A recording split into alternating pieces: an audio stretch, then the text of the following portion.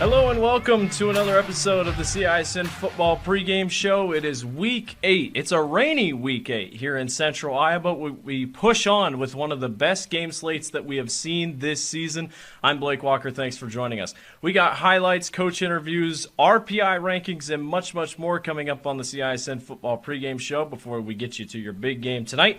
We'll start out with looking at our top 5 plays from Week 7. See if if they audible into there. They look that way. They go deep around the middle. Caught! Touchdown, Liberty! Dallas Miller up the middle. 24 yards and a score. Dallas Miller lined up on that far hash there, took a dig. He looked like he was going to do a slant route, cut it off, and went to the post that was blank.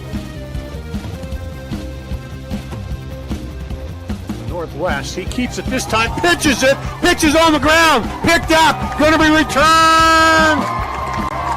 Touchdown, Wolves.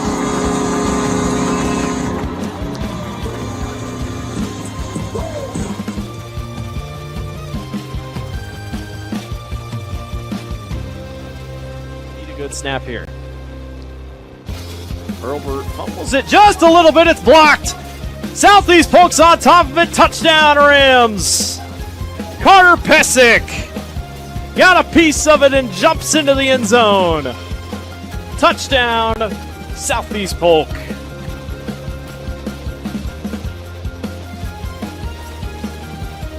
Again in a pass scene situation. Throws down the middle. Has a guy caught in stride. It's Evan Erlmeyer at the 25. Makes a move towards the left pylon, and it's going to be a score. Well, he said 54 yards. He said once before he didn't go down the middle very much, and he's found Erlmeyer in the middle. He took a zig out, took a zig in, took the zig back out. He went down there. Again, just a very soft zone here on the near side. Moberly fires short, caught, upfield, there goes Carson Robbins. Robbins with his breakaway speed. He is not going to be caught. Touchdown, Southeast Polk. Breakaway speed on a 70-yard dash and go. And the Rams take a 12-0 lead.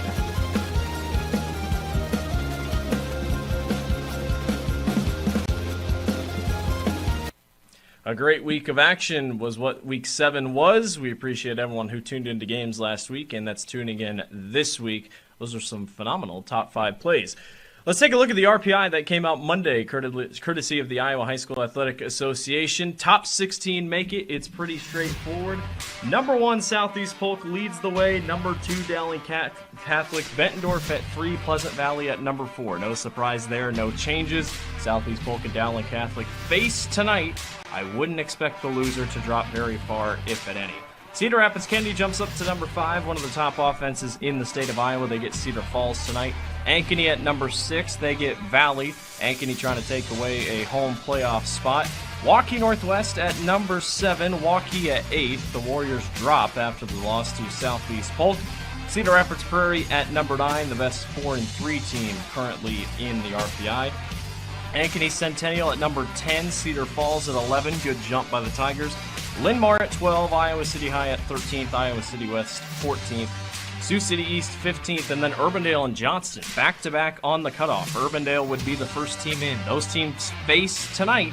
Keep an eye on that one. Winner jumps into the top 16. The loser is on the outside looking in. Dubuque Hempstead at 18th, Davenport West at 19th, and the Valley Tigers with the best opponent record in the state at 40-23. Valley at 2-5 sits number 20th in the rankings, but they have to beat Ankeny tonight to keep their hopes alive. If they lose to Ankeny, they are going home. That is your RPI rundown for Week 8. One more week left. It's make or break for a lot of these teams. We're going to take a break, and we'll be back with coach interviews and much, much more. You're watching the CISN Football Pregame Show.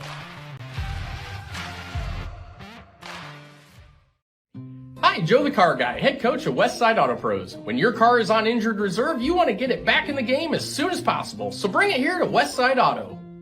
I have the team of experts that can fix every automotive injury, whether it's a fractured joint, a broken part, or if your car just got its bell rung. We'll do a complete physical to make sure your car is game ready for the entire season.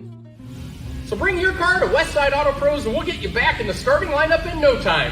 Hey, you guys are dogging out there. Move it, move it, move it. It's It's our construction sale here at DeArmond Ford Indianola. We're expanding and setting sales records. Check out our Flex Buys, the new way to buy. Save big with a new F-150 XLTs and the new 2024 Edge. Also save on new Ford Explorers and Expeditions. And check out all DeArmond certified used vehicles, all sold with a 1-year bumper-to-bumper warranty. Find out what's going on at DeArmond Ford Indianola. DeArmondFord.com.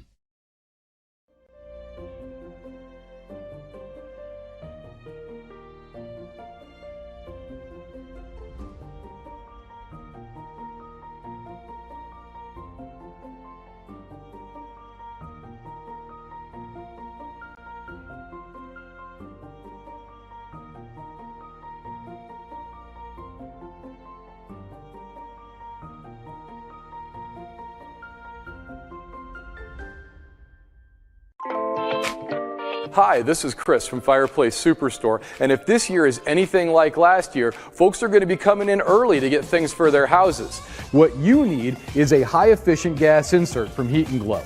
Come in now and beat the rush, and Heat & Glow will help you out with some special promotions on gas inserts. We'll be doing up to $200 off on our gas metal inserts to retrofit into your drafty old wood fireplace. Come early, beat the rush. Fireplace Superstore, 109th and Douglas in Urbandale. Ever have one of those awkward moments when a business disappointed you? You got ripped off? Didn't get what you expected? The Better Business Bureau can help you avoid these uncomfortable situations. BBB accredited businesses are honest, ethical, and reviewed annually by the BBB. Don't experience another awkward moment with a bad business. Trust the ones that operate with integrity. Look for the BBB seal. It's the sign of a better business. And find a better business anytime at bbb.org.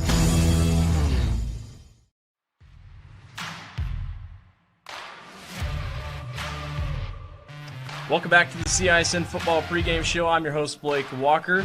It's time for our coach interview segment of tonight's show. I had a chance to sit down with Tom Wilson of Dowling Catholic and Brad Zelenovich of Southeast Polk to talk about their big game against each other tonight. Here with head coach of Dowling Catholic, Tom Wilson. Coach, thank you for joining us today. You got a big one this week. I mean, it doesn't get bigger than this. 2 undefeateds here late in the season. It's going to rain possibly on Friday night. Does that throw a couple wrecks in the tool here, or, how does Friday night look for you guys if it starts to get a little muddy out there? Well, I don't think either team would want that to be the case. I think it impacts the game quite a bit, but we don't have much control of that or much choice. So whatever it brings us, hopefully we can manage it. Looking ahead to this game, both lines are phenomenal. I think that's one of the things that'll go underrated in this. Do you think this game could be won by the line of scrimmage on Friday night? I don't think there's any question. I think if you look at their group, they brought back 4 guys from last year off a really, really good team. Now, granted, the guy they lost was Caden Proctor, but those guys have played an awful lot of winning football, and you can tell they're doing a great job. And so it concerns me that they're going to be blocking 3 sophomores at times, which I think that's the other thing that you bring up with the Southeast Polk team is they're very much a senior team and have been through the tough games and the big games and know how to handle those. So that's probably an advantage on their part. Is there any team that you guys have played this season that kind of matches up the same as Southeast Polk, or is this just a whole different beast that you're facing here? Well, I do think it's a whole different beast. I think we've played some very good teams along the way, and I think our strength of schedule proves that to a certain extent. But Southeast Polk, as I mentioned, so experienced, very balanced on offense, some really good playmakers on defense. Those inside linebackers, I think, are really, really good, and they've played an awful lot of football. Draven Woods on the outside has been a handful for us for what seems like several years. And, the Martinson kid inside, good wrestler, but big body and pretty good football player too. So they've got other ones, but there's a lot of guys that certainly have our attention. Your defense has only given up more than 20 once this year, and that was the first game of the season against the top passing offense in the state. What's been the difference? I mean, how have you been able to get that going defensively, and how does that keep up? Well, really, what we've done is try to keep it simple for our kids and let them play. We think they've come along, very well. And I mentioned the three sophomores, but obviously they've had to grow up. But there were other kids that are in bigger roles than what they were a year ago, and so I really think they've done a good job. As we've talked about, Southeast Polk is a different animal.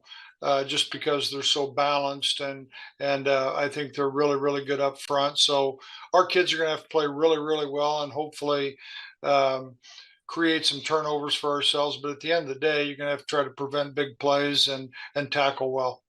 On the ground, you guys have been great. Rashad Davis, you and I have talked about him a couple times this season. Let's talk about the quarterback, Dante Cataldo. 6 touchdowns, 3 picks this year. He can run the ball, which is another big thing. How's his improvement been over the last couple of weeks here as you head toward the postseason? Dante's a good player. We don't ask him to do a ton in the pass game. I think he's capable, and I think we'll continue to see that evolve.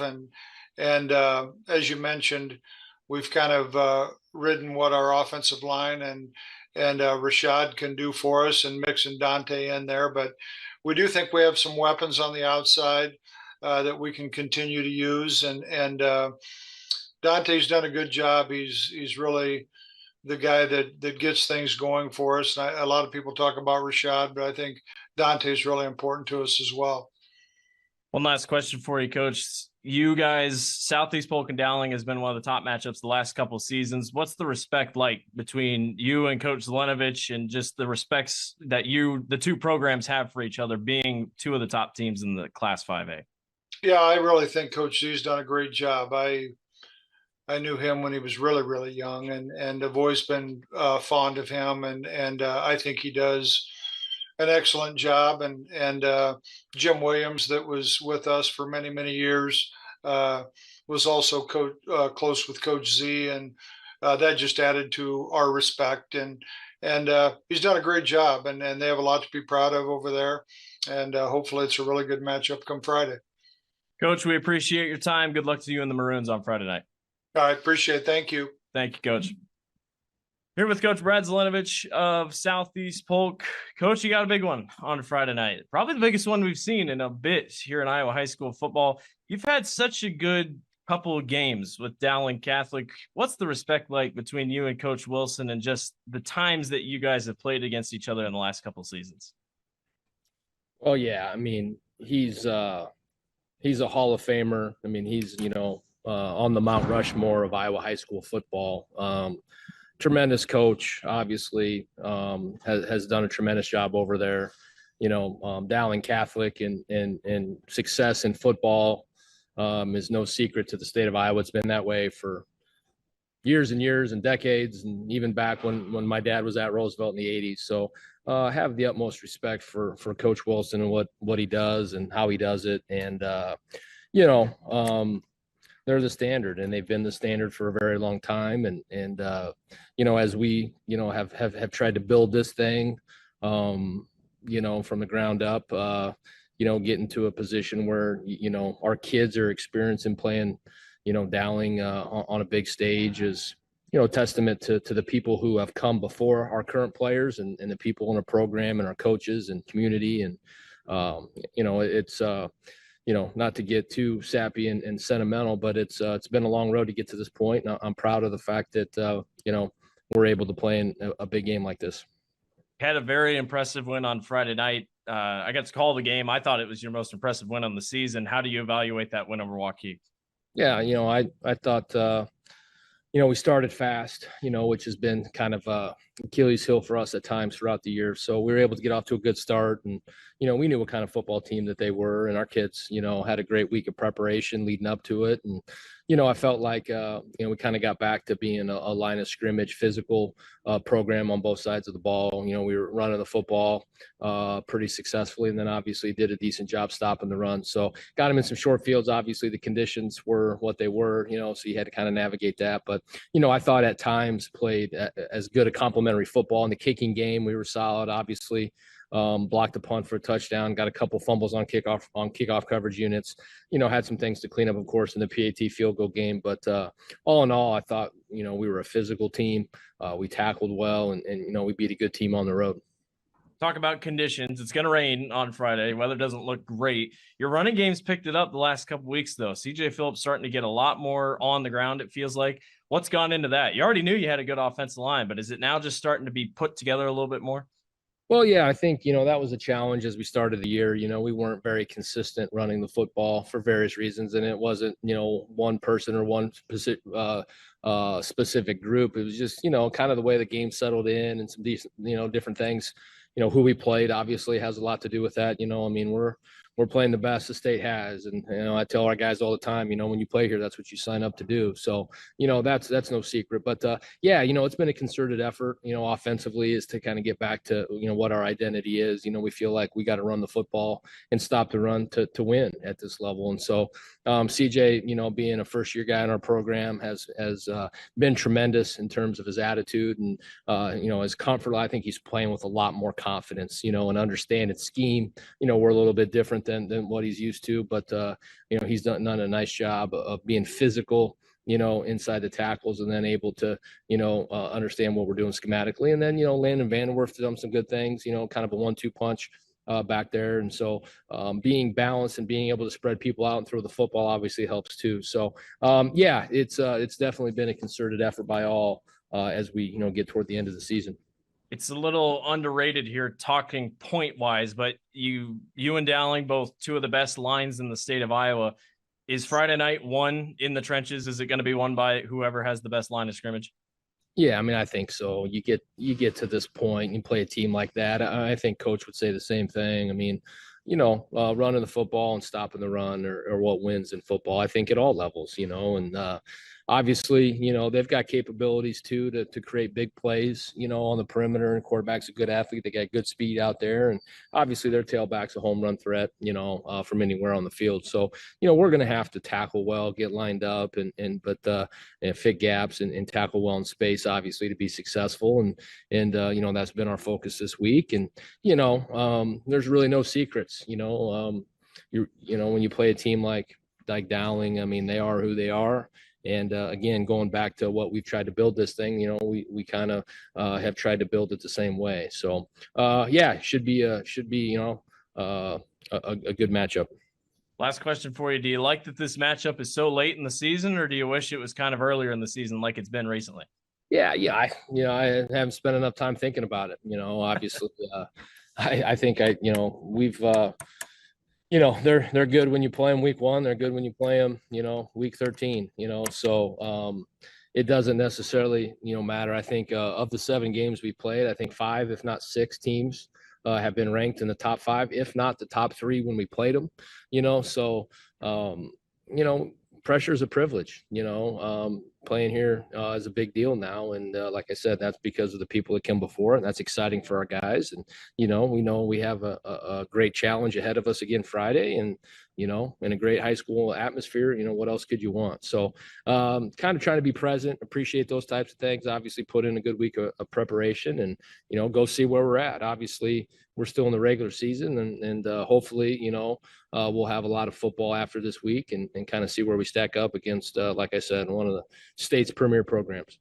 Coach, we appreciate your time. Good luck to you and the Rams on Friday night. Awesome. Thank you. Thanks for having me, Coach.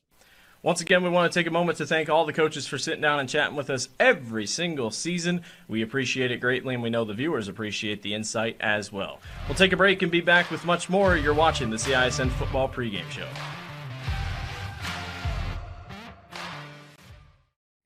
Hi, Joe the Car Guy, head coach of Westside Auto Pros. When your car is on injured reserve, you want to get it back in the game as soon as possible, so bring it here to Westside Auto. I have the team of experts that can fix every automotive injury, whether it's a fractured joint, a broken part, or if your car just got its bell rung. We'll do a complete physical to make sure your car is game ready for the entire season. So bring your car to Westside Auto Pros and we'll get you back in the starting lineup in no time. Hey, you guys are dogging out there. Move it, move it, move it. Free Godfather's Pizza begins with the download. Order through my new online ordering app and start earning free pizza and sides. It's easy. Download the Godfather's Pizza online ordering app today. Do it.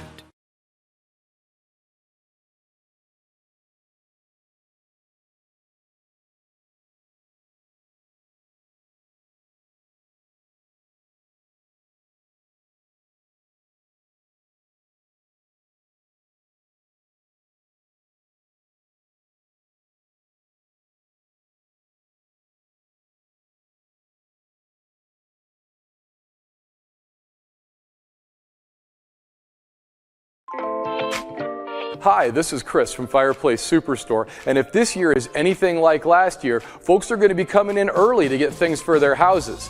What you need is a high-efficient gas insert from Heat & Glow. Come in now and beat the rush, and Heat & Glow will help you out with some special promotions on gas inserts.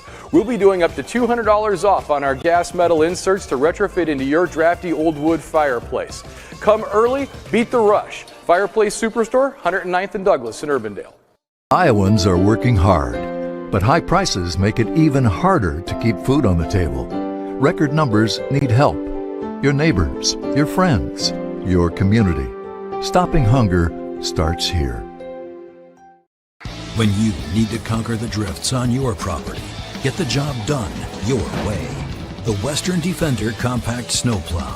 All the professional grade features in just the right size for your mid-sized pickup or SUV. Easy to attach and easy to use. Get the performance to plow like this and finish like this. Western, more jobs done faster. Visit Truck Equipment Inc. today at truckequipmentinc.com.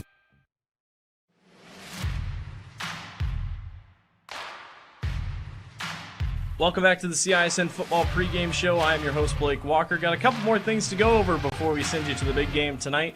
We'll start out with our games to watch.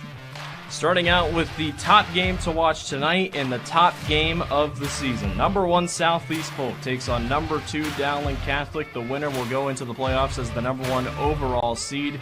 The only undefeateds left, at least at the top of the rankings, that still play each other in what most people expect to be a possible championship preview. Number 10 Ankeny Centennial takes on number 7 Waukee Northwest. A crucial game for home field advantage. It is mostly understood that the winner of this game will get home field advantage.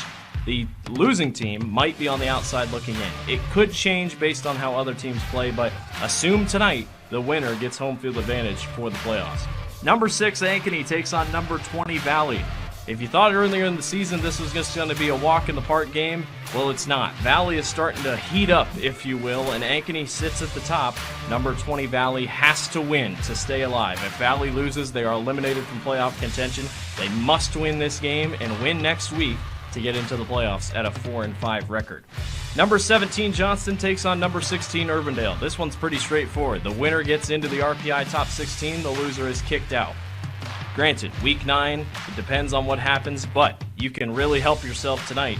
Urbandale trying not to slip too far after being 9th in the rankings last week. Johnston is moving up after being 23rd.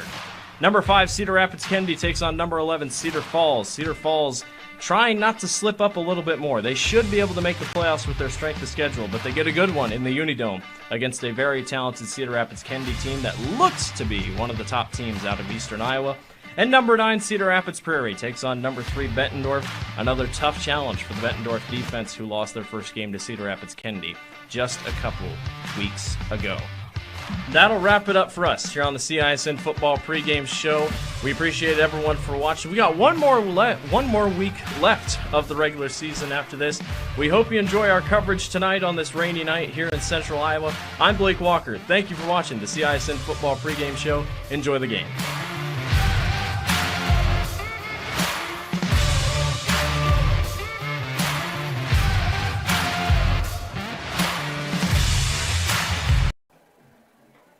Welcome to Southeast Polk Stadium, home of the top matchup in Class 5A in the 2023 season. It is number 1, 7-0 Southeast Polk taking on the number 2 ranked 7-0 Dowling Catholic Maroons. Hello everyone, Blake Walker along with my partner Dan Walker tonight from Southeast Polk Stadium. It is a cooler, it's a windy night. The rain has moved through Central Iowa, should not be an issue the rest of the way. Yeah, the last time that we saw a 1-2 team face off in the regular season was last year. Ironically, these two teams. Southeast Polk got away with the win against Dowling Catholic 38-24. Southeast Polk's had the Maroons number the last couple times, and for the first time in what feels like forever, Dowling is an underdog. Yeah, I think, what we're going to see tonight, we're going to see kind of two powerhouses in two different ways. Southeast Polk being the offensive scoring powerhouse. Dowling comes back. If you look, they're kind of a ground and pound. They're going to take them back on the flip side, and we're going to see whose defense could defend each one of those sides that much better. And I think it's going to be a great game. And as for the weather, you said, I think it's all to the north of us. Drove through a boatload of rain coming here, and it just downpours, but it turned out to a beautiful evening. This is a beautiful stadium. We're technically still in a tornado watch for another hour, but it has moved out. There were a couple warnings around the area, but we've kept clean and dry for the most part. You talk about the Southeast Polk offense, 38 points per contest. Dowling Catholic, 30 points per contest. The Dowling defense is better, 9, almost 10 points per game. Southeast Polk, 16.5. Dowling Catholic will start out with what, on the offensive side for Southeast Polk, it's Connor Mobley. He's the leader for that offense. Yeah, and Connor Mobley, he's been fantastic this year. Already has 15 touchdown passes, only 1 interception on the year, so that's pretty darn good.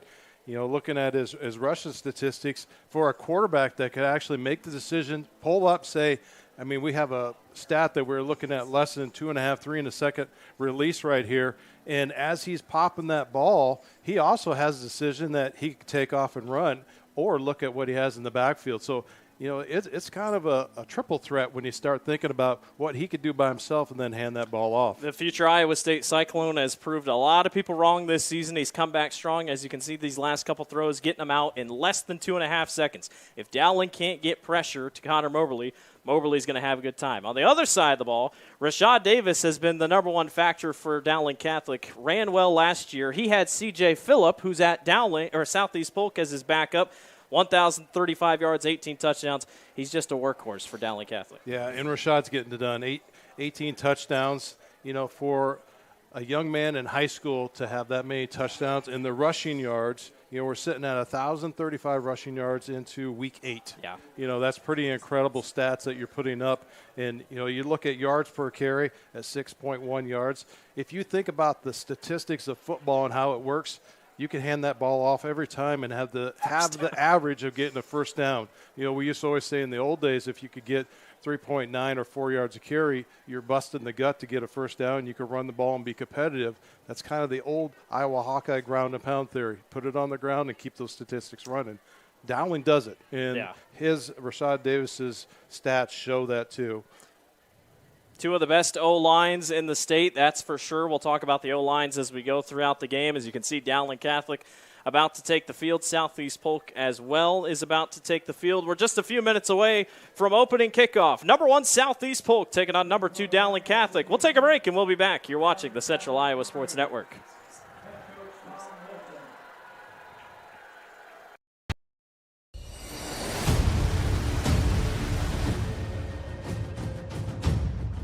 Hey, you two. We all want to be winners, right? The winning drive comes from choosing unleaded 88, a cleaner burning fuel made from corn. That way, we all win. Now give me some weight.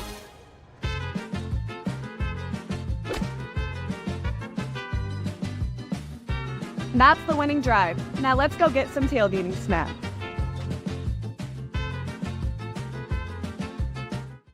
Free Godfather's Pizza begins with the download. Order through my new online ordering app and start earning free pizza and sides. It's easy. Download the Godfather's Pizza online ordering app today. Do it.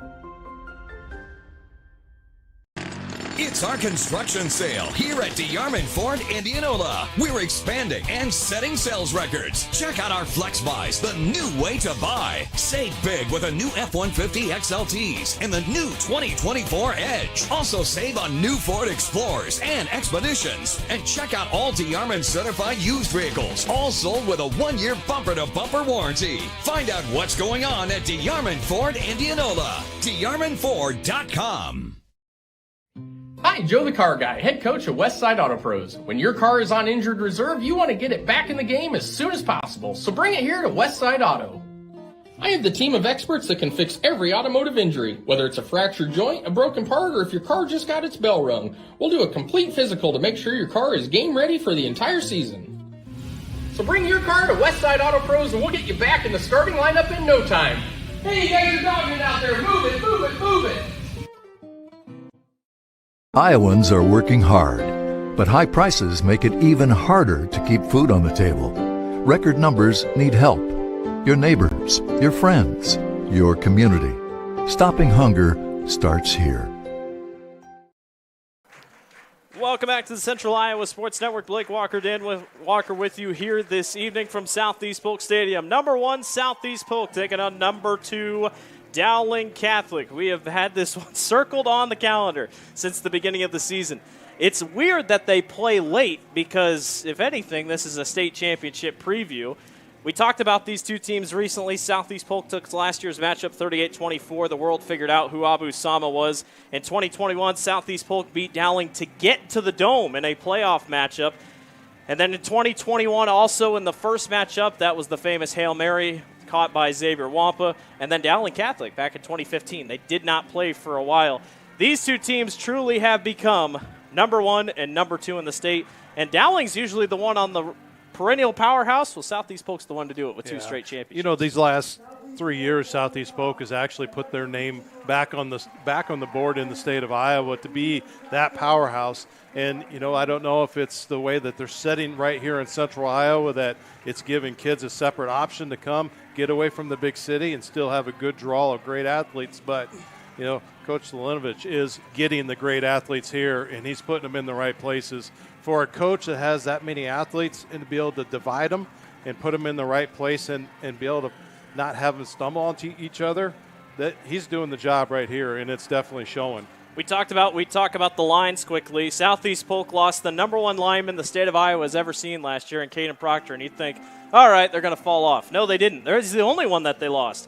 Everybody else came back. Left tackle Carson Campasy.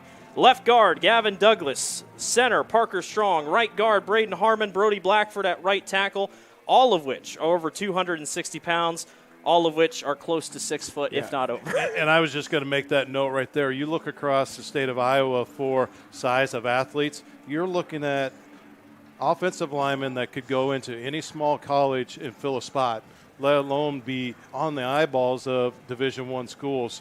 Anytime you could put somebody above 250 pounds on your offensive line, and I've watched them multiple times play, they can move off the ball. They're not just sitting back and saying, yes, Mulberry is a good passer, but they can actually, on their pass, on the rush, they could get out and move and put some holes out there. So that is pretty impressive looking at that side. And then, you know, to pull back over to Dowling's offense, they still have some big kids, but you look, they got their center and their guard only 220, 225. They flank them with some big guys, but still, Southeast Polk has it put into place right now. Dowling does have, statistically, if you go by ranking, the best tackle on the field. It's Kyle Rakers. He's going to play for Chris Kleiman next year up at Kansas State. 6'4", 300 pounds. Dowling runs off him quite a few times.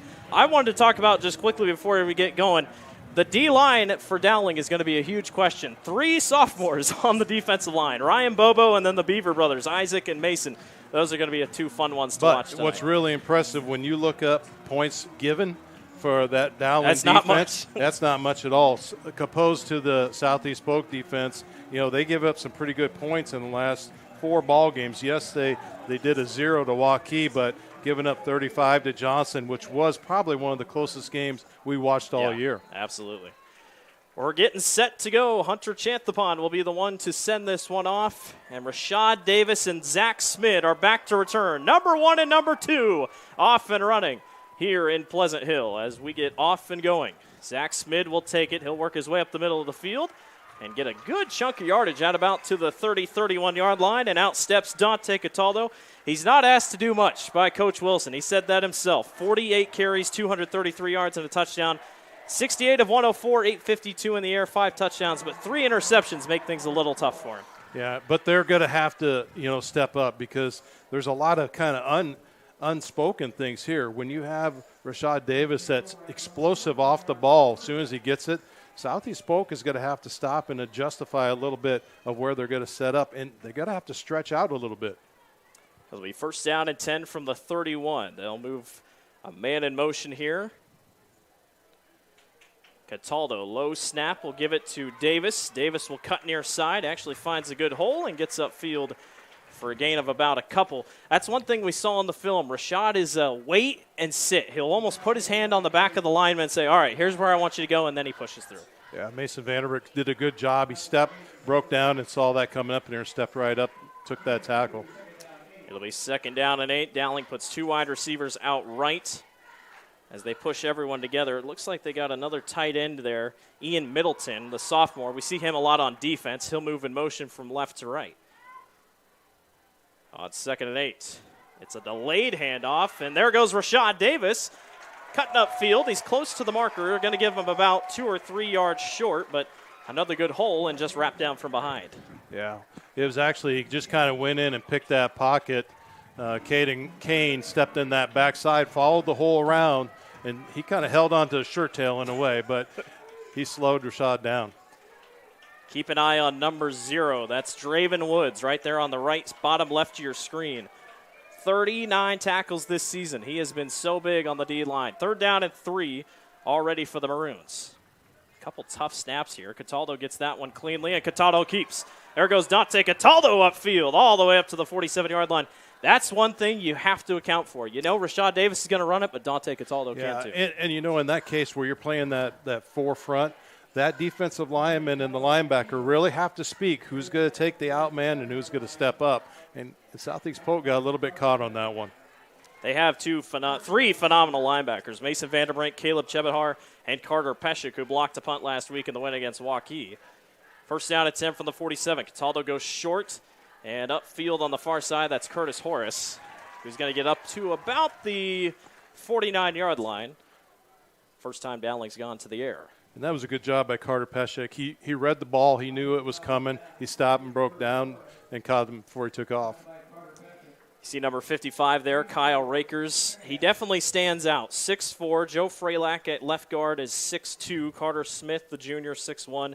Nate Agox at right guard, 6'2", and Isaiah Seymour at 6'4". They're tall. Their weight's not quite there to what Southeast Polk has, but they pride themselves on a good line of scrimmage. Rashad Davis goes in motion, and Cataldo will keep. A QB keeper up the middle. There goes Dante Cataldo down to the 35-yard line. Yeah, nice quick draw. Safety or corner stepped up. Caden Hills.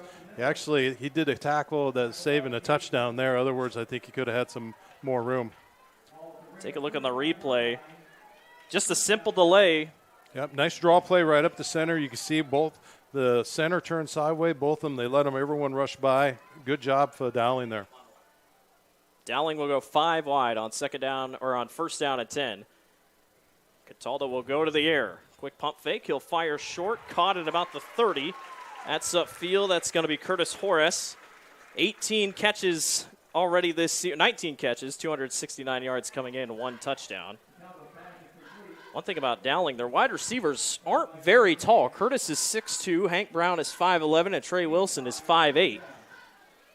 Granted, Southeast Polk's corners aren't very tall, but Trayton Nave did a good job. He kind of sat back there and watched. I think the Southeast Polk corners and defensive backs are pretty disciplined when it comes to that. On 2nd and 5, they'll go back to Davis. Davis runs into traffic, and he is met immediately at the line of scrimmage. That was completely caught up in the middle. Mason Vanderbrink again led the cavalry. They kind of try a couple delayed draws. Take a look at the replay. Yeah, right there, Davis actually kind of hesitated too much. If he would have hit the hole a little bit harder, I think he could have got the break Southeast Polk line between Collins and Martinson, they just kind of stuffed it up too quick. The Maroons get a 3rd down and 3. I guess he did get a little bit on forward progress. 3rd and 3 for the Maroons. Cataldo keeps. Cataldo then throws to a wide open man who drops it on the outside. Hank Brown had green grass for days, and it goes right through his hands. And a huge break caught by Southeast Polk. That's one you never want to see the instant replay on that, but I'm sure it'll be talked about next Monday. Good call, because technically it was a backwards pass. He never went over the line of scrimmage. Well, he kind of did a semi-fade option up and then pulled back out, and Southeast Polk absorbed it right away. You want to set the tone early? That's what Dowling Catholic's going to do. 4th down and 3 for the Maroons. 2 wide receivers to the left, 2 to the right. It gets loud here at Southeast Polk Stadium.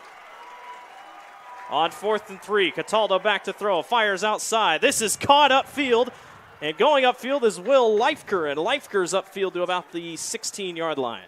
Yeah, Trey Lust stepped up to pick that up, but it really was kind of beyond him a little bit. He kind of had to make the reach to make the tackle. I was surprised they went to the air, but a good move by Leifker, and it's a little bit of a zone, if anything. Emmanuel Gay got stuck in coverage. Some people call him Manny. Some people call him Emmanuel. We'll go with both. Man in motion, that's Hank Brown out from left to right. On 1st down, Cataldo keeps again. Cataldo will go outside and misses his man 2 straight times. That play has looked good for Dowling, but they just can't seem to get the throw.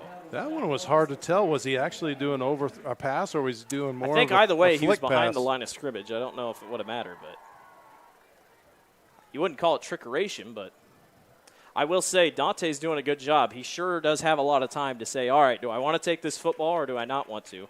It puts so much pressure on the defensive ends. 2nd down and 10. Right now, I think you're seeing that Dowling offensive leadership sticking in with juniors and seniors. Cataldo, all the pressure in the world. There's no one here on the near side. He'll take off to the sideline and get to about the 12. I was kind of waiting for the holding to be thrown out here on this left-hand side, but Carter Pesic, good play. Could have hit Cataldo, Yep. but it might have been a late hit, so he holds back, and it's 3rd down and long for Dowling. At least here you feel like you're in field goal range, but against Southeast Polk, I don't know if you want to even use your field goal team. Yeah. You know, this is kind of a unreal feeling for Southeast Polk, because this is kind of exactly what Johnston did. You know, they come down and put the crunch on them right away and start to make them think. 3rd down and 6 for the Maroons. They've been solid on 3rd down so far. Cataldo back to throw. Fires near side. Caught at the sideline. What a grab. Matthew Kerner. And I mean barely got his feet in bounds, and it's close to a 1st down. That was a tiptoe in for sure. It is 4th and an inch. Take a look at the replay. I don't know how Cataldo fit this thing in. Oh, Manny Gay just missed. Yeah. You know, for the last 2 plays, Manny Gay is like 2 seconds too late. And that's kind of I hate to say it, the Dowling guys are going to sit there and be looking. It's 1st and goal. They said it was 4th down, but I guess the marker is good. So Dowling will have it here on 1st and goal at the 8. Davis up the middle and just nowhere to go. He's hestant, but Dowling's doing Southeast Polk's doing a good job pinching, it seems, on the line of scrimmage. The inside line is doing a great job. That time just nowhere to go. He has bounced it out before. We saw that in a couple of the highlight clips before we started pregame, but that time he runs off right tackle, and when you're going behind Isaiah Seymour, 6'4", 305, who's lining up against Bryce Bolio, 6'3", 235, it's an interesting matchup. 2nd and 7 from the 7. They run Trey Wilson in motion. They go outside to Trey. He's looking at a double pass, and that's a touchdown for Dowling Catholic. Curtis Horace. Trey Wilson with his first touchdown throw of the night of the season. And Tom Wilson and the boys get a little trickery to get on the board first.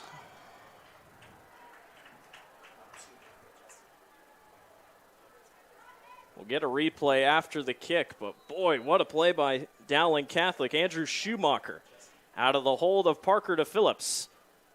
We'll line this one up and attempt the PAT. Snap hold. Kick is up, and it is right down the middle. We'll take a break. Get your replay when we come back. You're watching the Central Iowa Sports Network. Trucks are arriving daily during Schottenkirk Chevy's Truckload Kickoff event. Over 1,200 vehicles. WaukeeChevy.com. Inventory changes hourly. Don't see exactly what you want? Build, price, and order direct from the factory. To better serve you, we've doubled the size of our service department. We need more team members. Go to WaukeeChevy.com to see our job openings. The Truckload Kickoff event. Find new roads to Schottenkirk Waukee Chevy. WaukeeChevy.com. When you need to conquer the drifts on your property, get the job done your way. The Western Defender Compact Snowplow. All the professional grade features in just the right size for your mid-sized pickup or SUV. Easy to attach and easy to use. Get the performance to plow like this and finish like this. Western, more jobs done faster. Visit Truck Equipment Inc. today at truckequipmentinc.com. Welcome back to the Central Iowa Sports Network here at Southeast Polk Stadium. 7-0. Our scoreboard says 6-0, but 7-0 Dowling Catholic on top of Southeast Polk. They will line this one to kick this one back. Andrew Schumacher just hit the PAT. We'll get you a replay on the touchdown here in just a second. As Southeast Polk will be back to receive, Sam Zelenovich will take this thing right in the end zone. But since he was out, it will be a fair catch called. Let's take a look at the replay. Dowling, pretty much third time we've seen this look. This time they weren't accounted for the touchdown. Yeah, and as they put the backside, you can see the two cornerbacks come up and just got lost. I mean, they kind of ran into each other and let them have that whole backside of the end zone. That was an excellent play by Dowling. Good play call across the board. Trey Wilson gets the guys on the board here to start. And Southeast Polk. C.J. Phillip and Connor Mobley. Phillip has really picked things up. 656 rushing yards, 9 touchdowns. He can also catch the ball. They're going to move this ball to the somewhat left hash. I don't think that's middle hash, but Connor Mobley, 15 touchdowns, 1 pick. The Iowa State commit headed to go play up in Ames for Campbell. First down at 10. They go handoff to C.J. Phillip, and Phillip will work through a couple tacklers and finds his way upfield for a gain of about 4 or so. Well, and that's just what we talked about in the pregame. You know, he averages 5.6 yards a carry right off the bat, 4 yards. You know, that progression down the field, they could run with that all night. Yeah. We talked about Dowling's D-line. They are young. Ryan Bobo, number 60, sophomore. 97, Isaac Beaver, sophomore. His brother, Mason Beaver, sophomore. And Keevy Fort, senior, defensive lineman. You got a couple sophomores learning big. Moberly will check down short on a screen to C.J. Phillip, and he is going nowhere. Dowling read it the whole way. He's going to actually lose. He might go back to the original line of scrimmage. Yeah. If you watch Dowling, they do a great job. Their defensive linemen get into the chest of the Southeast Polk offensive linemen, and it does not allow Southeast Polk to get out there on those linebackers and lets the linebacker read the play very well. Third down and long. Third down and 10. Rams looking to go to the air here. Again, you got Carson Robbins lined up near side. Sam Zelenovich right there with him. Those are the 1-2 punches for this offense. Dowling's playing a little closer upfield here. On 3rd and 10, Moberly fires over the middle. Caught wide open. Jack Falloon. First down, Rams. That time didn't get it out as quick, but you just wait, and Falloon gets open over the middle. Yeah, but it's still an excellent read because if you look at where Dowling is right now, if we pick it up here on the instant replay, you could see all the attention. They're basically coming out into a zone. The other side is all watching the other two guys go and thinking that's where the ball's going. It might be a night for Cooper Butel and might be a night for Jack Falloon if Dowling's going to stay close here. You got Zach Smith at linebacker. He's going to be tough. Moberly back to throw. Fires outside. This is caught in the chest of Carson Robbins. He was covered close by Jacob Kruger. But a good pitch and catch. Gets upfield for 6. Yeah, it'll be interesting to see if Dowling's going to let him catch the ball or if they're actually going to try to attempt to make a snatch on the ball because right now they're playing a good distance behind them and coming up to make sure they get the tackle. Well, and against Waukee, they didn't want to jam at the line because their wide receivers are so good, you're going to get beat. So you play a kind of a soft zone. Dowling's bringing the linebackers in just a little bit. They're not full on covering. So Yeah, they're sticking to that 4-4 defense and 4-4-3. C.J. Phillip carried near side and gets upfield for a couple. I thought a wide receiver jumped on the far side, but nothing called, and it'll be 3rd down and 1. Phillip. CJ, for his size, we don't got what his weight is right here, do we? 185 pounds, and you can look how he just carries 2 or 3 people. He moves quick. You know, incredible leg strength inside there. It's got to be different for him, playing against his former team here. Rashad Davis and him shared the backfield at Dowling Catholic last year. Give him first down? Yeah, they're going to give him the first down, just enough on it. They didn't even measure it, but they put him at the line, and it will be a Southeast Polk first down. Both teams very slow and methodical here to start. They put twins to the right. They'll move the tight end, Thaden Abbas, from the left. 2 tight ends there on that left side. Dowling looks to be in man. Moberly will go back, and we're going to have a whistle. Zelenovich is not happy about something. I think he called the timeout, didn't he?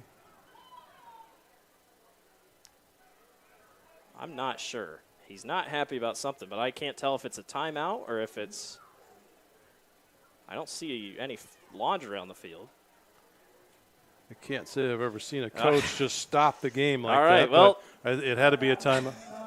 We'll take a timeout with them. Dowling on top of Southeast Polk 7-0. You're watching the Central Iowa Sports Network.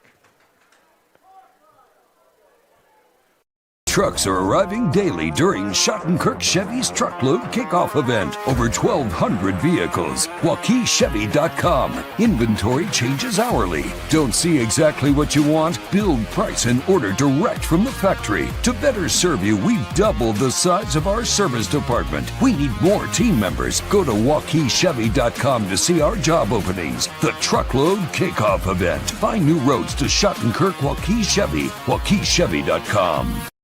Welcome back to Southeast Polk Stadium. Blake Walker, Dan Walker with you here this evening. Number 1, Southeast Polk taking on number 2, Dowling. The Maroons on top early after a slow, methodical drive takes them downfield. Southeast Polk has to burn a timeout, which I've called a couple of the games of theirs this season. That's a rare mistake. Still weren't really sure what was wrong, but Zelenovich went in motion, and then his dad wasn't happy that he went in motion.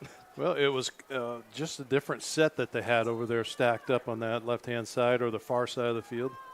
First down attempt from the 44 after the very close play on 2nd down. Got him close to the marker. They'll say they advance. Moberly back to throw. Fires outside. That is off the hands of Carson Robbins, and I thought maybe the safety might have come down and made a play, but I'll tell you what, Jacob Kruger was like 2 steps away from that being his happy day right there. And it's not raining. We do have to say it's not raining. The conditions are clear. It is cool. Which, yes, it can be tougher to catch a football when it's colder out. He is wearing gloves. Might not see him wear gloves the rest of the night. You never know. First down at 10, or 2nd down at 10 from the 44. They'll go 5 wide here. This is where Moberly might like to run. Connor back to throw. Fires over the middle. This time he goes to Carson Robbins, and there goes Robbins upfield down to the 39-yard line. Yeah. Nice little slant right across the center of the field. He picked him up on the run. What's nice about Moberly's if you watch his read, his eyes are all the way across and he's leading the ball out there. So great job. Sets him up well. First down at 10 from the 39. They'll go 3 wide receivers out left. And Moberly will relay the message. They got no one here on this near side. If anything, they got an extra lineman in there with Lundgren. Moberly goes handoff to Phillips, running right. And he is not going anywhere. Dowling read that the whole way. Yeah, typically when you have a strong side set like they did, Dowling would be hard to that, but they stayed home on this side. It was a pickup in the backfield by number 21, Keevy Fort. Keevy's in at D-line most of the time. 6.5 tackles coming into tonight. Half a sack. Dowling doesn't tackle for loss. Only 20-some on the year. Southeast Polk 47, Dowling 28 coming into tonight. 2nd down at 9 Phillips runs straight ahead and makes a cut. C.J. Phillip upfield. He's got the first down. Boy, he's shifty when he can get moving. He did, and that was kind of like a miscommunication. Dowling had great penetration on that far side of the field, and him knowing where he could run, he pushed and pulled right back out and kicked out around the outside. It's a team that doesn't make a lot of mistakes. We've talked about that. Southeast Polk, Moberly only has one pick all year, and it was in week 1. So it's been a while. He has really stepped up. Dowling's might have to force a couple turnovers tonight, as the Rams pretty much having the same drive that Dowling did, just working their way downfield. Phillip on a draw goes up the middle, and Dowling's able to corral him before he can go further. Gain of about 3. Couple times tonight we're seeing tackles by barely grabbing on to the back end and letting them go. They're just holding on for life. But Aiden DeCharme, number 36 linebacker in there. Good play. There's Cooper Butel. Butel, 2 touchdown grabs this season. He's made a couple big plays. He's just kind of a sneaky wide receiver. So they'd slot him in at the 4th spot behind Falloon. Him and Jack have kind of gone back and forth. They put Zelenovich and Robbins on separate sides of the field here. On 2nd and 8, Moberly back to throw. He'll check down short and a missed drop. A huge mistake. And a rare mistake by Sam Zelenovich. That's twice tonight we've seen 2 guys wide open. Yeah, that is kind of rare too. He had a lot of room in front. I mean, Dowling had pretty good defensive pursuit on this side, and I don't know if heard footsteps coming or what, but Sam, a junior, he will be back next year. He is a big building piece. Keep an eye on him next year. Might lead the state in receiving yards. A lot of seniors on this Southeast Polk team. 3rd down and 8, yet another 3rd down. And Moberly goes 5 wide in the backfield.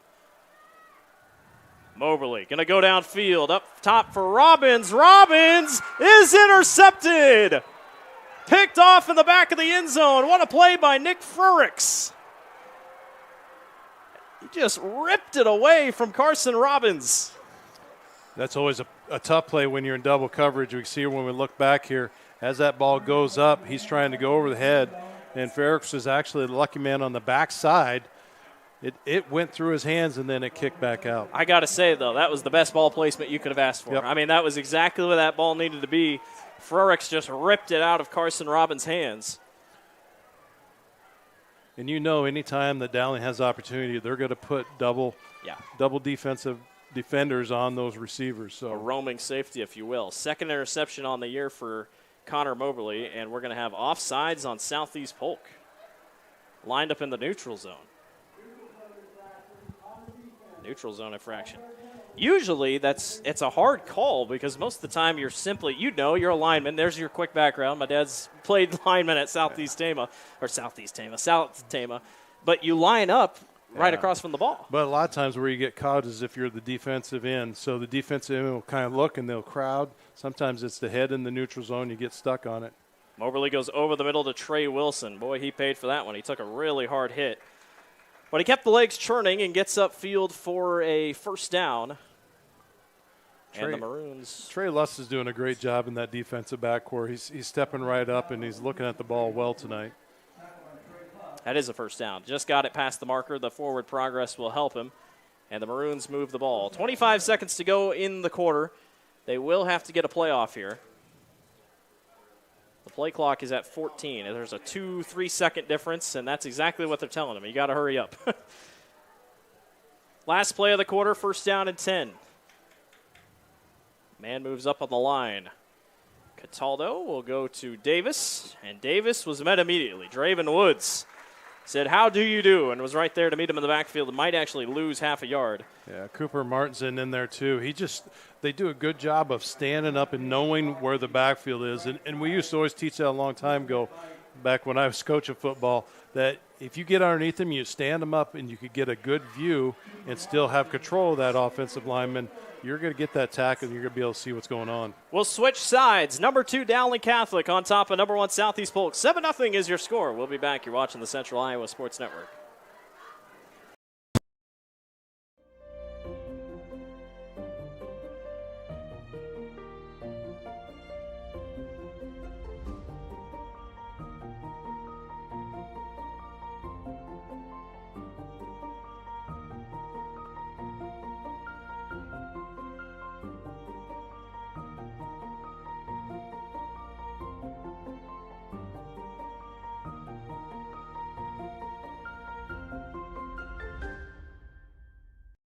Iowans are working hard, but high prices make it even harder to keep food on the table. Record numbers need help. Your neighbors, your friends, your community. Stopping hunger starts here. Welcome back to the Central Iowa Sports Network. Dowling Catholic on top of Southeast Polk. Moberly throws his second interception of the year. Dowling has got the ball set up well here. On 2nd and 10, Cataldo will fake. He'll go short. This is caught by Curtis Horace, and Horace gets to the outside, and he'll get a couple upfield, maybe 3 or 4. It'll be 3rd down. Big stop needed for Southeast Polk here. Yeah, and Dowling, he did a great job by catching and playing to the inside and not going to the outside. He kind of left Peshek in his tennis shoes on that outside sideline.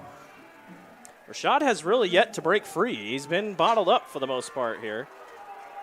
Southeast Polk's shooting a T-shirt cannon. It's got me all confused here. I thought somebody was throwing their shoes out of the stadium earlier. 3rd down and 4 for the Maroons. They got a fullback in there. Cataldo will fake. Here comes the pressure. Cataldo's going to step up, though. He'll get to the edge, and he's got the 1st down. At least it looks like he did. Let's see where they mark it. He is short. And Dowling's sideline cannot believe it. Yeah. Got a down player in the backfield there, Peshek. That is not what you want to see if you're Southeast Polk. Dowling will come up 4th down and 1. Do you go for it? I think you almost have to. The way that you're playing early, it's definitely one of those things. We'll step aside real quick for a quick injury timeout and be back. You're watching the Central Iowa Sports Network.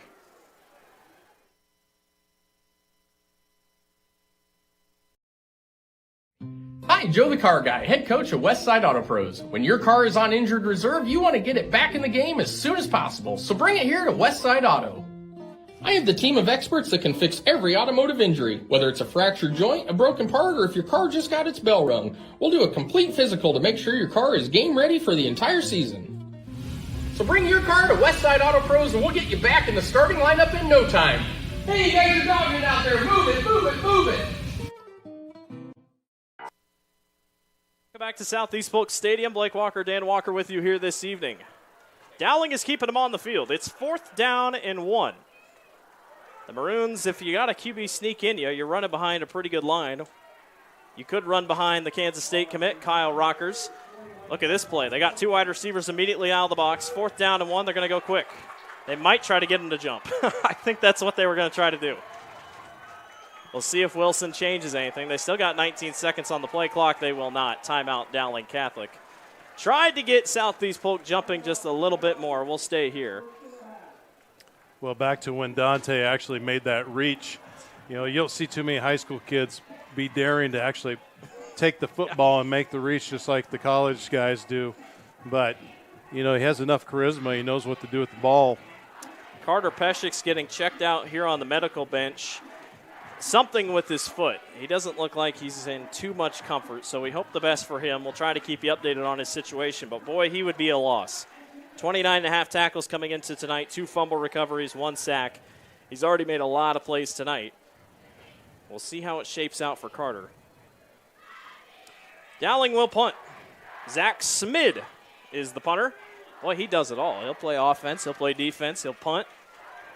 And back to return, Carson Robbins and Sam Zelenovich.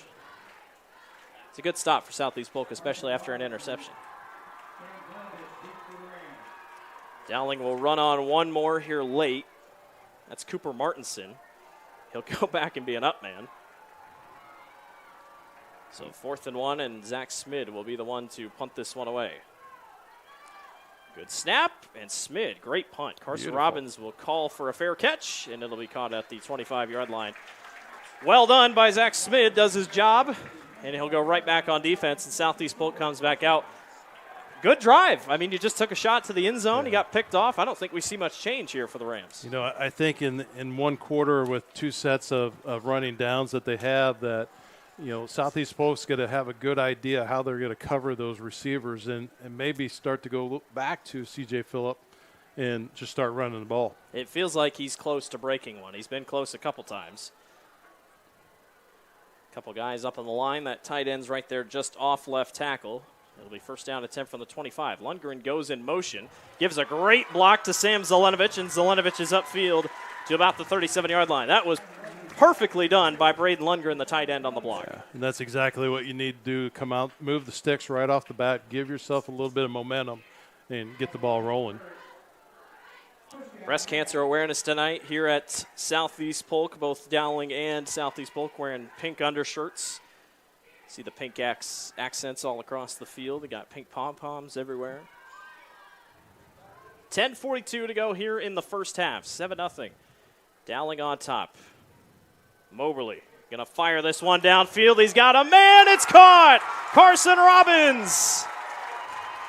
All the way down to about the 25-yard line. You know, there's a case I think James was underthinking. Look at the instant replay coming back at you. He just had about 5 steps on him right away off the front and was able to make that big catch out there. That's Kenya James. He does have an interception this year, but could not get there. Robbins beat him right down the field. Boy, Robbins has been big tonight. First down and 10 from the other 25. C.J. Phillip up the middle, and he is met immediately in the backfield by Ian Middleton. Ian's been everywhere tonight. C.J. Phillip on the carry. Initial hit by Ian Middleton. No gain on the play. It'll be second down and 10 upcoming for Southeast Polk. A lot of people were wondering, how could Dowling's DBs recover? They've just, it's just different. You haven't played an offense like this all season. Or defense has been good, but you got to buckle down. The most you've given up is to Cedar Rapids Kennedy, who kind of plays that high-tempo offensive style. Moberly back to throw, and he's sacked. Nowhere to go. Once again, Ian Middleton and company. Isaac Beaver, the sophomore, in there as well. That's a rare sack. Yeah, you can see right here as they break out, they turn almost like a give, like they're going to either do a draw on it, but they let too much go, and like I said, Beaver and Middleton was right up in there. Boy, how about that swim move? I mean, that was a textbook swim move by Isaac Beaver. It is third and forever. Third down at 17. Moberly does not get sacked a lot. That's rare territory for them. Third and 17, under 9 to go. Moberly back to throw. He'll go over the middle. He's got Sam Zelenovich wide open, streaking to the end zone. Touchdown, Southeast Polk.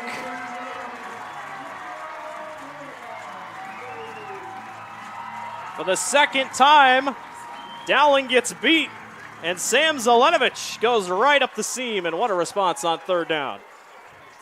Yeah, if we watch here on the instant replay, you can see he sets a little bit, then he runs that slant right across the center, and Dowling defensive backs just don't know what to do to honor him because they actually had 2 receivers on each side that could have caught that ball too.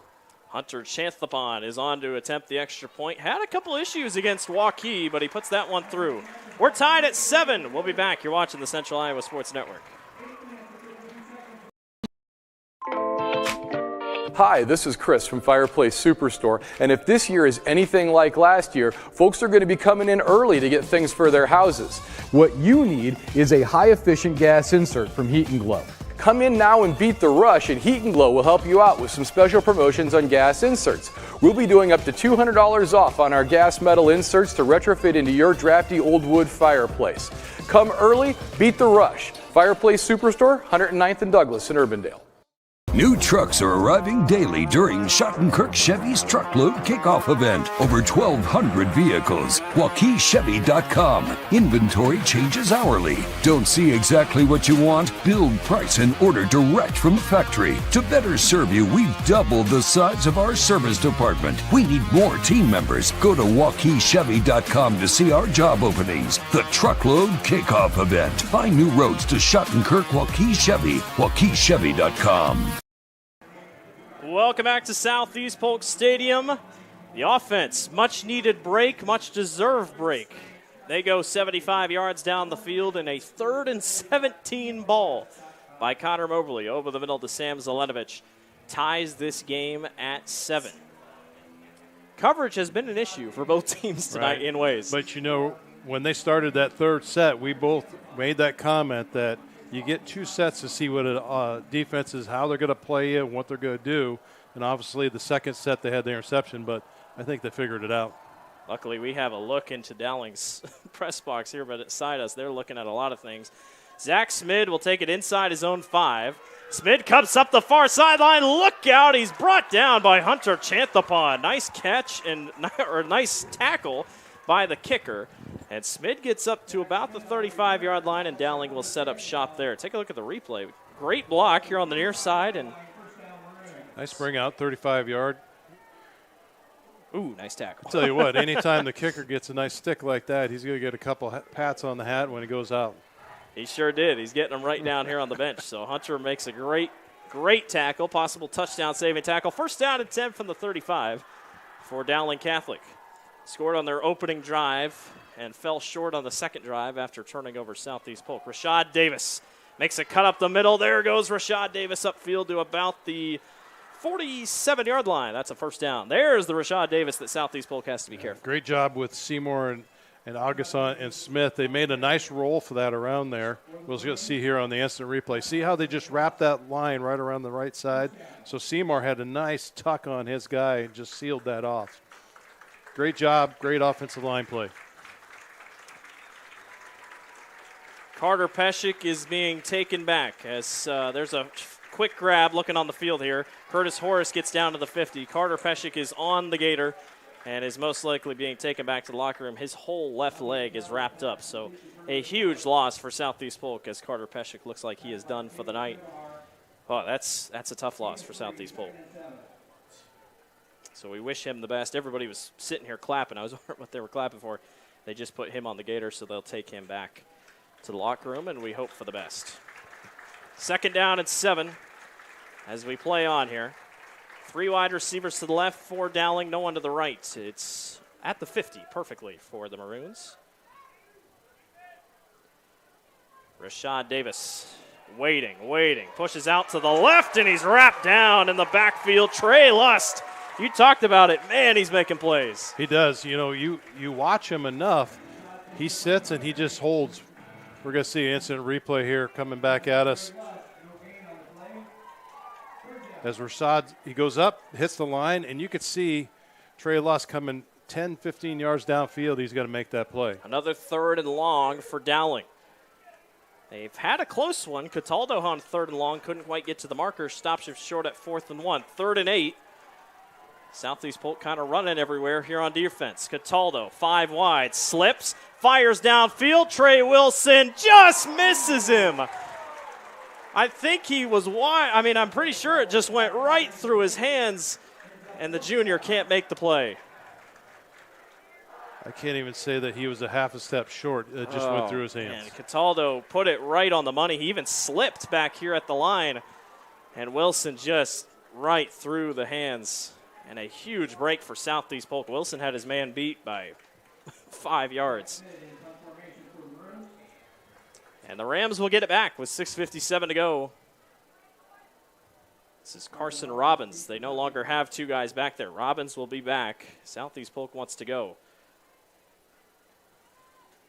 They keep moving guys up here on the line just to be sure. Zach Smid, high catch. He'll boot this one deep. Robbins will run to the left side. Nope, ball goes to the right side. And, boy, this is a good punt. He's going to down this thing at about the 13-yard line, and that is where Southeast Polk will set up shop. They went 75 yards last time. It's hard to, what do you say? Because you can't just tell your DBs, run faster, keep up with them. If anything, this might force Dowling to play more zone. Yeah, I think it's going to have to. But even though when they play zone, can they put themselves in the right place at the right time? Because with the receiving core, Robbins, Falloon, and Zelenovich, I'll get these names right, it's hard to key on who's going to be in what area. They put Zelenovich, Robbins, and Falloon all on the right side here on 1st and 10. Nope, they'll move Zelenovich back to the near side. From the 13, the Rams set back up on offense. They are doubling Zelenovich. Up the middle goes C.J. Phillip, and he gets a good chunk all the way to about the 17-yard line, pickup of about 5. Tell you what, for everyone, all of you young high school players out there that want to be an offensive lineman, that was a textbook block of how both those guys, they curled their guy, they hooked them and kept him in place, and that was a nice pickup for Phillips. One thing Coach Zelenovich talked about, starting fast, trying to get your team to start fast. Start a little slow here, but trying to get things rolling. This is where the Rams have been so good this year in responding. Phillips going right, and he runs into a herd. There was no one there. He might have had a chance if he cut it back, but it'll blow the play dead, and it'll be third down. A little bit of a broken play there because Douglas actually stepped out the pole, and as he was stepping out the pole, he ran right into number 54 Blackford on the right-hand side. So that over pressure from that Dowling line is definitely giving a little bit of grief down there. The Rams have yet to punt. 3rd down and 5. They've been so good on 3rd down. They go trips, and then he got wide out there is C.J. Phillip. Watch for a QB draw by Moberly. 3rd and 5. Moberly back to throw, fires downfield. He's got Falloon, who takes a hard hit. He is really close to the marker. I think he's got it.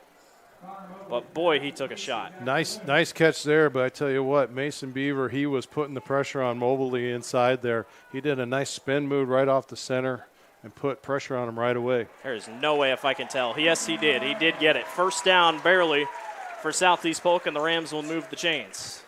Enough 3rd down conversions can really put a wear and tear on a defense, not both physically, but mentally as well. And the Rams will play on. Under 5.5 to go here in the first. It's been a good one, as we expected, between number 1 and number 2. 4 wideouts. Moberly on 1st down. Going to go short. This is caught by Lundgren. Lundgren is ripped out of bounds. No, he didn't. He didn't catch it. Ball came out, and it will be 2nd down. They don't go to Lundgren a lot, but he's a good tight end. 8 catches, 51 yards, 2 touchdowns on the season. He's built like a tight end. Yeah, and you know, when he does catch the ball, his pass receiving yards, he averages about 6.4 yards. So it's not like not throwing into it is not a bad thing. 2nd and 7 for the Rams. This drive started at the 13. Abbas, the tight end, another tight end / fullback, goes in motion. Dowling looks confused on defense. C.J. Phillip gets the call up the middle. He makes a cut outside and a really good tackle to at least trip him up. That is, I can't quite tell. 30, 32? Yeah, might be Luca Scigliano. Luca was actually sitting right up behind his defensive tackle, and as soon as he popped out on that hole, he was waiting for Phillips. One guy we haven't called tonight, Dylan Manning, number 98, one of the linebackers. He's just a junior. Came in leading the team in tackles at 40.5. He hasn't done much here. 3rd down and 4. Like I said, the Rams have been so good on 3rd down. 5 wideouts. Moberly back to throw over the middle. It is caught. What a grab by Carson Robbins. 1st down. Unbelievable. Well, speaking of Manning, they put him to the test right there. He ran right into his zone area, and he had to make a decision what he wanted to do. What a tight window by Connor Moberly to fit it right where Carson Robbins needed it. He's going to catch it most of the time. And a new set of downs for the Rams. You really just don't know what they're going to run. They could go quick pass. They could go run right up the middle. This time, this is Landon Vanderwerf. Nope, it's a play-action fake. Moberly's going to take a shot downfield, and he just overshoots Sam Zelenovich. Just out of the hand reach. Dowling had 3 guys converging on him. I tell you what, Nick Ferentz was there again. He was the long man. And makes a heck of a play. He was going to take a hit. I hate to say it. Even if he did catch it, he was going to take a heck of a hit. And it's 2nd down for the Rams. Moberly has just such a good touch on those long balls. And when he sets back, it's almost effortless. I mean, he just throws it up. 10 to the marker. It's not like the Rams haven't been in this position before. They've just succeeded every time. Moberly will go short, wide open. Sam Zelenovich. Pitch and catch is close to the marker. He might be about a yard short, maybe. I mean, how do you cover it? I mean, you can go man, but if they get beat, then you're in trouble.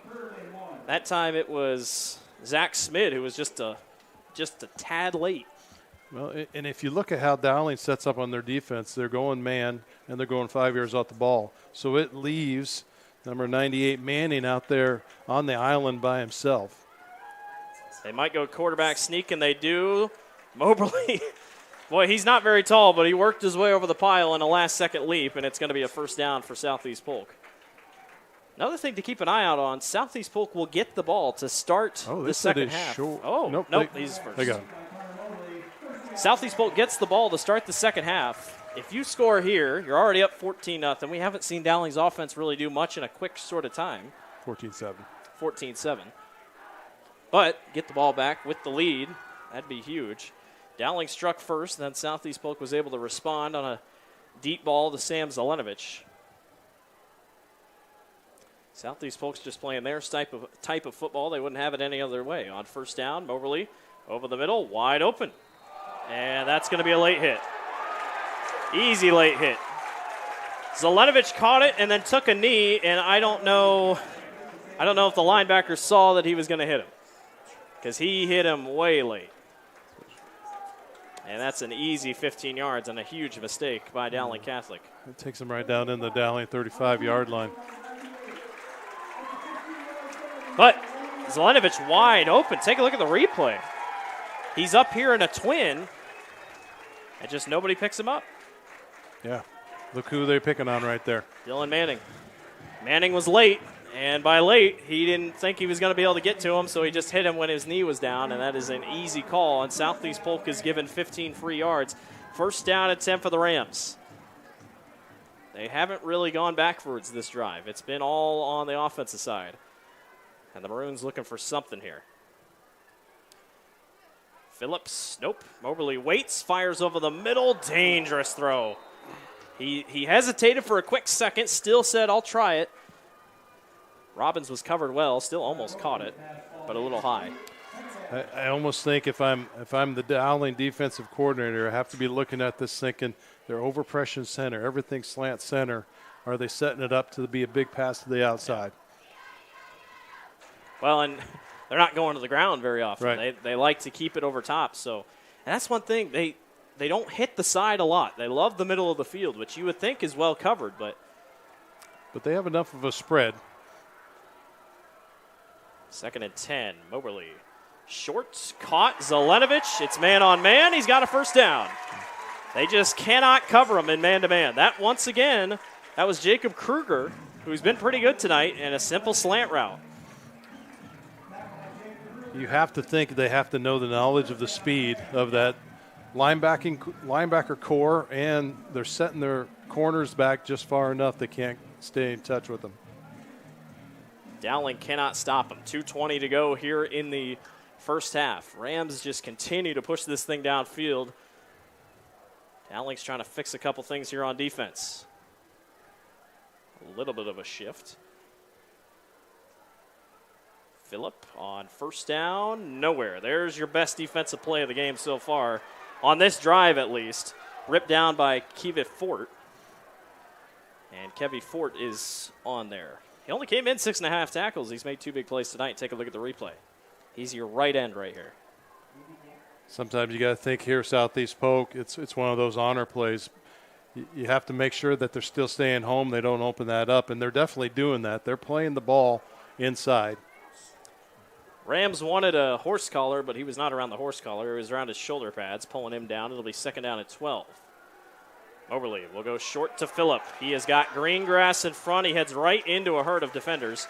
But it works, and he's upfield for 3rd down and short. And if you're the Rams, you're not too worried about 3rd down. Oh, by the way, we're moving quick. 1:15 to go here in the half. Yeah, nice pickup, 8 yards on the gain. Jack Falloon's going to come to the sidelines. He took a helmet to the back of C.J. Phillip. And, it's C.J. Phillip walks away from that feeling good, saying, there's only 10 guys on the field, it looks like. Is there only 10 guys? 1, 2, 3, 4, 5, 6, 7, 8, 9, 10. I think there's only 10 guys on the field. Zelenovich is going to come over and he's going to call timeout. Yeah, only 10 guys out since Jack Falloon had to step out. So we'll take a break with them. Tied at 7, Southeast Polk and Dowling Catholic. We'll be back. Ever have one of those awkward moments when a business disappointed you? You got ripped off? Didn't get what you expected? The Better Business Bureau can help you avoid these uncomfortable situations. BBB accredited businesses are honest, ethical, and reviewed annually by the BBB. Don't experience another awkward moment with a bad business. Trust the ones that operate with integrity. Look for the BBB seal. It's the sign of a better business. And find a better business anytime at bbb.org. Western lets your UTV power through the storm. The Impact V Plow and Impact Straight Blade, with the features the pros demand, custom tailored for your UTV.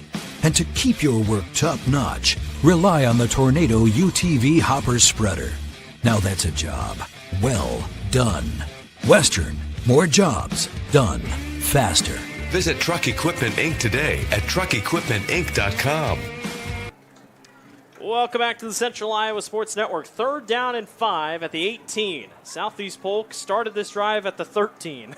They have moved downfield with ease. And boy, you'd think it's just going to happen again. C.J. Phillip is in at wide receiver, and I think that's Carson Robbins back there at tailback.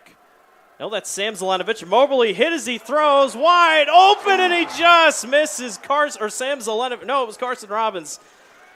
He got drilled by Dylan Manning in the backfield, but he just overshoots his man, and Southeast Polk will send on the kicking unit. I think Carson thought he was going to be more at the goal line catching that ball, and he stopped running. If he would have just stayed in stride, he would have had a touchdown in that back corner. That's a huge stop for Dowling Catholic. You will gladly take 3 instead of 7. And Hunter Chantlapon, who made the great tackle on the kickoff, will be the one to attack the extra points. Not an easy one by any means. Snap, hold, kick on the way, and it is good. Right down the middle. 10-7, Southeast Polk on top. We'll be back. You're watching the Central Iowa Sports Network.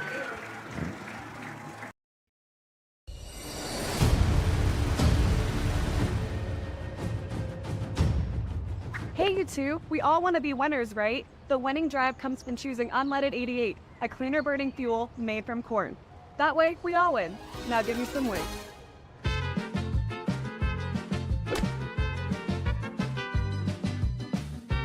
That's the winning drive. Now let's go get some tailgating snacks.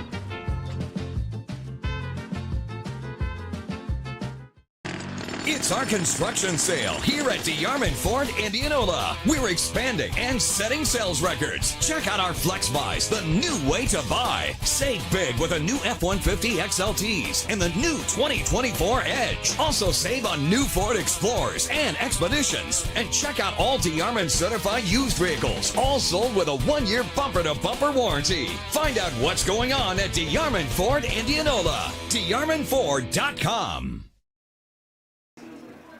Welcome back to Southeast Polk Stadium. 10-7. 10 unanswered by the Rams. And we'll see if Dowling has a response here with 35 seconds to go. You and I are talking about it.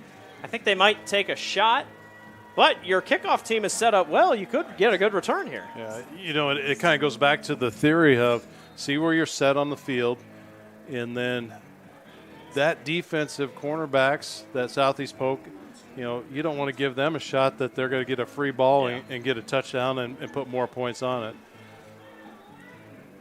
Dowling's defense did play well, or Southeast Polk's defense did play well the last time the Rams or the Maroons had the ball. Carter Peshik's out for the night, so you know you're not getting him back. So it's next man up. Trey Lust has been the man tonight for Southeast Polk on defense.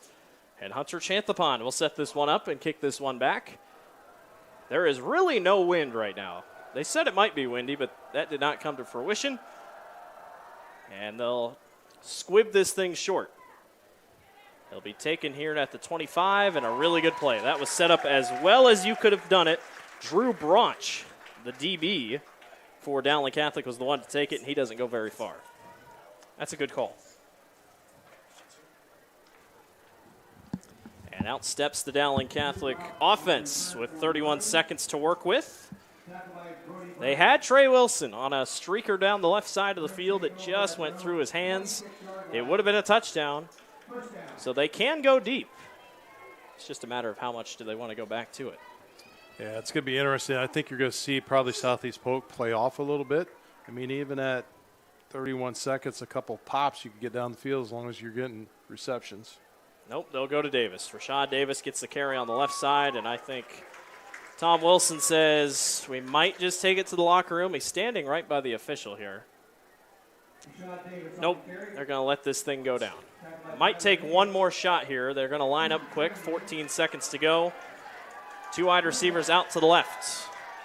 Cataldo goes right back to Davis. He'll wait. And good to get a carry up the middle. It's going to be enough for a first down, but that should do it. There's 3 seconds left. Dowling is already going back to the locker room. And that will do it for the end of the first half. Southeast Polk on top between 1 and 2. We'll be back for more action here in the second half. We'll be back in a few minutes with our halftime break. You're watching the Central Iowa Sports Network.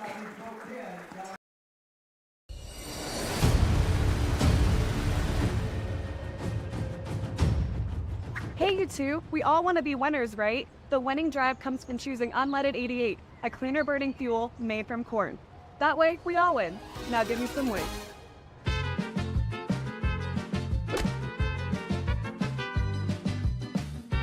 That's the winning drive. Now let's go get some tailgating snacks.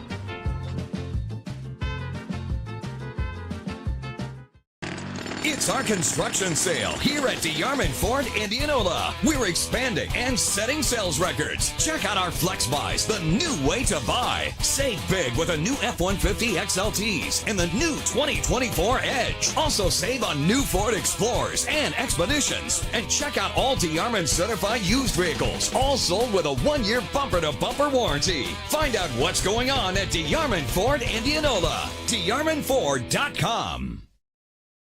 Hi, Joe the Car Guy, head coach of Westside Auto Pros. When your car is on injured reserve, you want to get it back in the game as soon as possible, so bring it here to Westside Auto.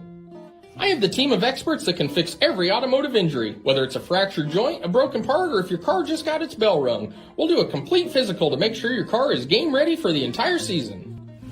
So bring your car to Westside Auto Pros and we'll get you back in the starting lineup in no time. Hey, you guys are dogging out there. Move it, move it, move it.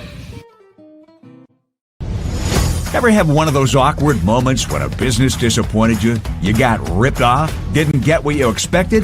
The Better Business Bureau can help you avoid these uncomfortable situations. BBB accredited businesses are honest, ethical, and reviewed annually by the BBB. Don't experience another awkward moment with a bad business. Trust the ones that operate with integrity. Look for the BBB seal. It's the sign of a better business. And find a better business anytime at bbb.org. Hi, this is Chris from Fireplace Superstore, and if this year is anything like last year, folks are going to be coming in early to get things for their houses. What you need is a high-efficient gas insert from Heat & Glow. Come in now and beat the rush, and Heat & Glow will help you out with some special promotions on gas inserts. We'll be doing up to $200 off on our gas metal inserts to retrofit into your drafty old wood fireplace. Come early, beat the rush. Fireplace Superstore, 109th and Douglas in Urbandale.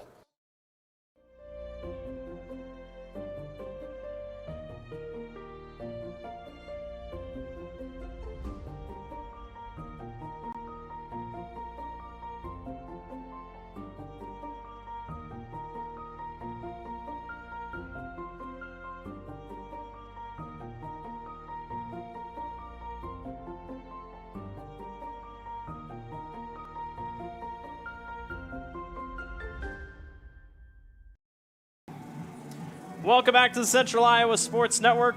Blake Walker, Dan Walker with you here this evening. Southeast Polk on top of Dowling Catholic, 10-7. It's about the game that we've expected. As I look up toward the lights, it is now downpouring. So that's fun. First rain that we've seen tonight. The rain has not affected the elements, or the elements have not affected the teams tonight. Yeah, this has been a game that I think there's really no surprises. We've seen a turnover by Southeast Polk. We've seen great defense on both sides of the ball, and we've seen a passing attack that Dowling just has not really been able to shut down. You know, starting out the ball game, it's missed opportunities. You know, Dowling had 3 drop passes right off the bat that could have been made into something, and then turn around. Southeast Polk kind of had the same misfavor up in the beginning too, but unfortunately that only took 1 set of downs, and when we got into the second set of downs, Southeast Polk figured it out. And if it wouldn't have been for the slight overpass in the end zone by Mulberry, that would have been their first touchdown. Instead, it was interception by Ferguson. A good job on their side. Well, and you got to think, Trey Wilson, if he catches that ball, that's a touchdown. I mean, there's been a couple drops tonight, and this is the first time it's raining, but it's just definitely one of those things. I mean, that's a steady rain. Obviously, from here it looks different, but it should be interesting to see how that plays into it. Also, Southeast Polk got downfield, kind of a bend but don't break for Dowling's defense. The O-lines we talked about heavily have played really well, but the linebackers are really stepping up big. Exactly. We have on both sides of the ball 2 great rushers. And for Dowling, Rashad Davis, his ability to get out and move, you could see that he's stepping up and waiting. But Southeast Polk is filling the hole, and when they fill the hole, the linebackers step right up and make it that much tougher, because Rashad, a couple times, he does his little stutter step, and he pulls out, and as soon as he steps out, he's getting met up right away. And, some of the things that's going to hurt us, yes, you got Vanderbrick still stepping up in line, but with Carter Peshek out, that leaves one hole that we're going to see what's going to happen in the second half, because I'm sure that Dowling's going to turn around and say, how can we pivot and hit that open position right there? Absolutely. And, we talked about the weather with Southeast Polk. Can they still pass the ball well? That's another big thing. I thought Dante Cataldo played a pretty good first half. Tom Wilson has said we don't ask much of him, and they don't. I mean, he's really just done his job, made a couple good throws. I'm surprised he didn't run as much after that first drive. Yeah, he has the ability to turn it on when needed, but almost every time it was the handoff, and they're looking at Davis every time. And sometimes that's going to bite them, because if they don't start looking at some type of dump pass that someone's going to catch it, or he starts pulling and doing a quarterback around, they're going to get caught. Yeah. Because right now I think you coined the phrase wash, rinse, and repeat is what Wash, they're doing. Rinse, repeat, yeah. So it's the same thing over and over again. I'd love to see their playbook. It's just a bunch of slants and a couple up the middle, because they love the middle of the field. We'll be back and look at some scores from around the state. You're watching the Central Iowa Sports Network. New trucks are arriving daily during Schottenkirk Chevy's Truckload Kickoff event. Over 1,200 vehicles. WaukeeChevy.com. Inventory changes hourly. Don't see exactly what you want? Build, price, and order direct from the factory. To better serve you, we've doubled the size of our service department. We need more team members. Go to WaukeeChevy.com to see our job openings. The Truckload Kickoff event. Find new roads to Schottenkirk Waukee Chevy. WaukeeChevy.com. Hi, this is Chris from Fireplace Superstore, and if this year is anything like last year, folks are going to be coming in early to get things for their houses. What you need is a high-efficient gas insert from Heat and Glow. Come in now and beat the rush, and Heat and Glow will help you out with some special promotions on gas inserts. We'll be doing up to $200 off on our gas metal inserts to retrofit into your drafty old wood fireplace. Come early, beat the rush. Fireplace Superstore, 109th and Douglas in Urbandale. Free Godfather's Pizza begins with the download. Order through my new online ordering app and start earning free pizza and sides. It's easy. Download the Godfather's Pizza online ordering app today. Do it. Western lets your UTV power through the storm. The Impact V Plow and Impact Straight Blade, with the features the pros demand. Custom tailored for your UTV. And to keep your work top-notch, rely on the Tornado UTV Hopper Spreader. Now that's a job well done. Western, more jobs done faster. Visit Truck Equipment Inc. today at truckequipmentinc.com. Iowans are working hard, but high prices make it even harder to keep food on the table. Record numbers need help. Your neighbors, your friends, your community. Stopping hunger starts here. Welcome back to the Central Iowa Sports Network. Light rain coming down here at Southeast Polk Stadium. It is the Rams on top of the Maroons. 10-7 is your score. A couple other scores around the state. Ankeny up 3-0 over Valley at halftime. That is a must-win game for the Tigers. If they win, they still can keep their playoff hopes alive. If they lose, they are eliminated. Cedar Falls up 7-0 over 5th-ranked Cedar Rapids Kennedy. That game's in the Dome, so if anyone helps from the Dome, it's a high-attack offense in Cedar Rapids Kennedy. Cedar Falls trying to make their presence known. Don't have a score update from Centennial and Northwest, but we'll try to get one there as we go. And 10-0, Randy, what's the Northwest on top of Centennial? So how about that? The Wolves looking for a big win over the Jaguars. And the other update we had, Johnston up 14-2 against Urbandale. So a lot of scores coming in across the state. Obviously, weather's just a big problem for everyone here tonight after the system that moved through this afternoon into this evening. We'll have to keep an eye on how everything shakes out the rest. Dowling Catholic next week will finish out the season home at Valley Stadium. They take on Sioux City North. Southeast Polk is back here at Des Moines Lincoln. We'll take another break, and we'll be back to get you ready for the second half. You're watching the Central Iowa Sports Network. Ever have one of those awkward moments when a business disappointed you? You got ripped off? Didn't get what you expected? The Better Business Bureau can help you avoid these uncomfortable situations. BBB accredited businesses are honest, ethical, and reviewed annually by the BBB. Don't experience another awkward moment with a bad business. Trust the ones that operate with integrity. Look for the BBB seal. It's the sign of a better business. And find a better business anytime at bbb.org. It's our fall savings event now at DeYarmond Automotive Knoxville. Selling all new Chevy, GMC, Chrysler, Jeep, Dodge, and Rams. Incredible savings on the new Chevy Silverado and Sierra 1500. Save big on new Chevy Equinox. Get up to $10,000 off MSRP on new Ram 1500s. New Jeep Gladiators up to $10,000 off MSRP. And new Grand Cherokees with 10% off MSRP. It's the fall savings event at DeYarmond Automotive Knoxville.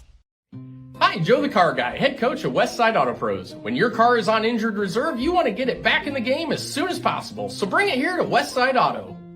I have the team of experts that can fix every automotive injury, whether it's a fractured joint, a broken part, or if your car just got its bell rung. We'll do a complete physical to make sure your car is game ready for the entire season. So bring your car to Westside Auto Pros and we'll get you back in the starting lineup in no time. Hey, you guys are dogging out there, move it, move it, move it!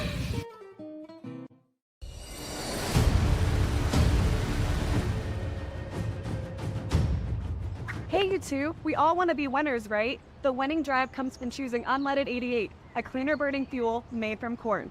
That way, we all win. Now give me some weight.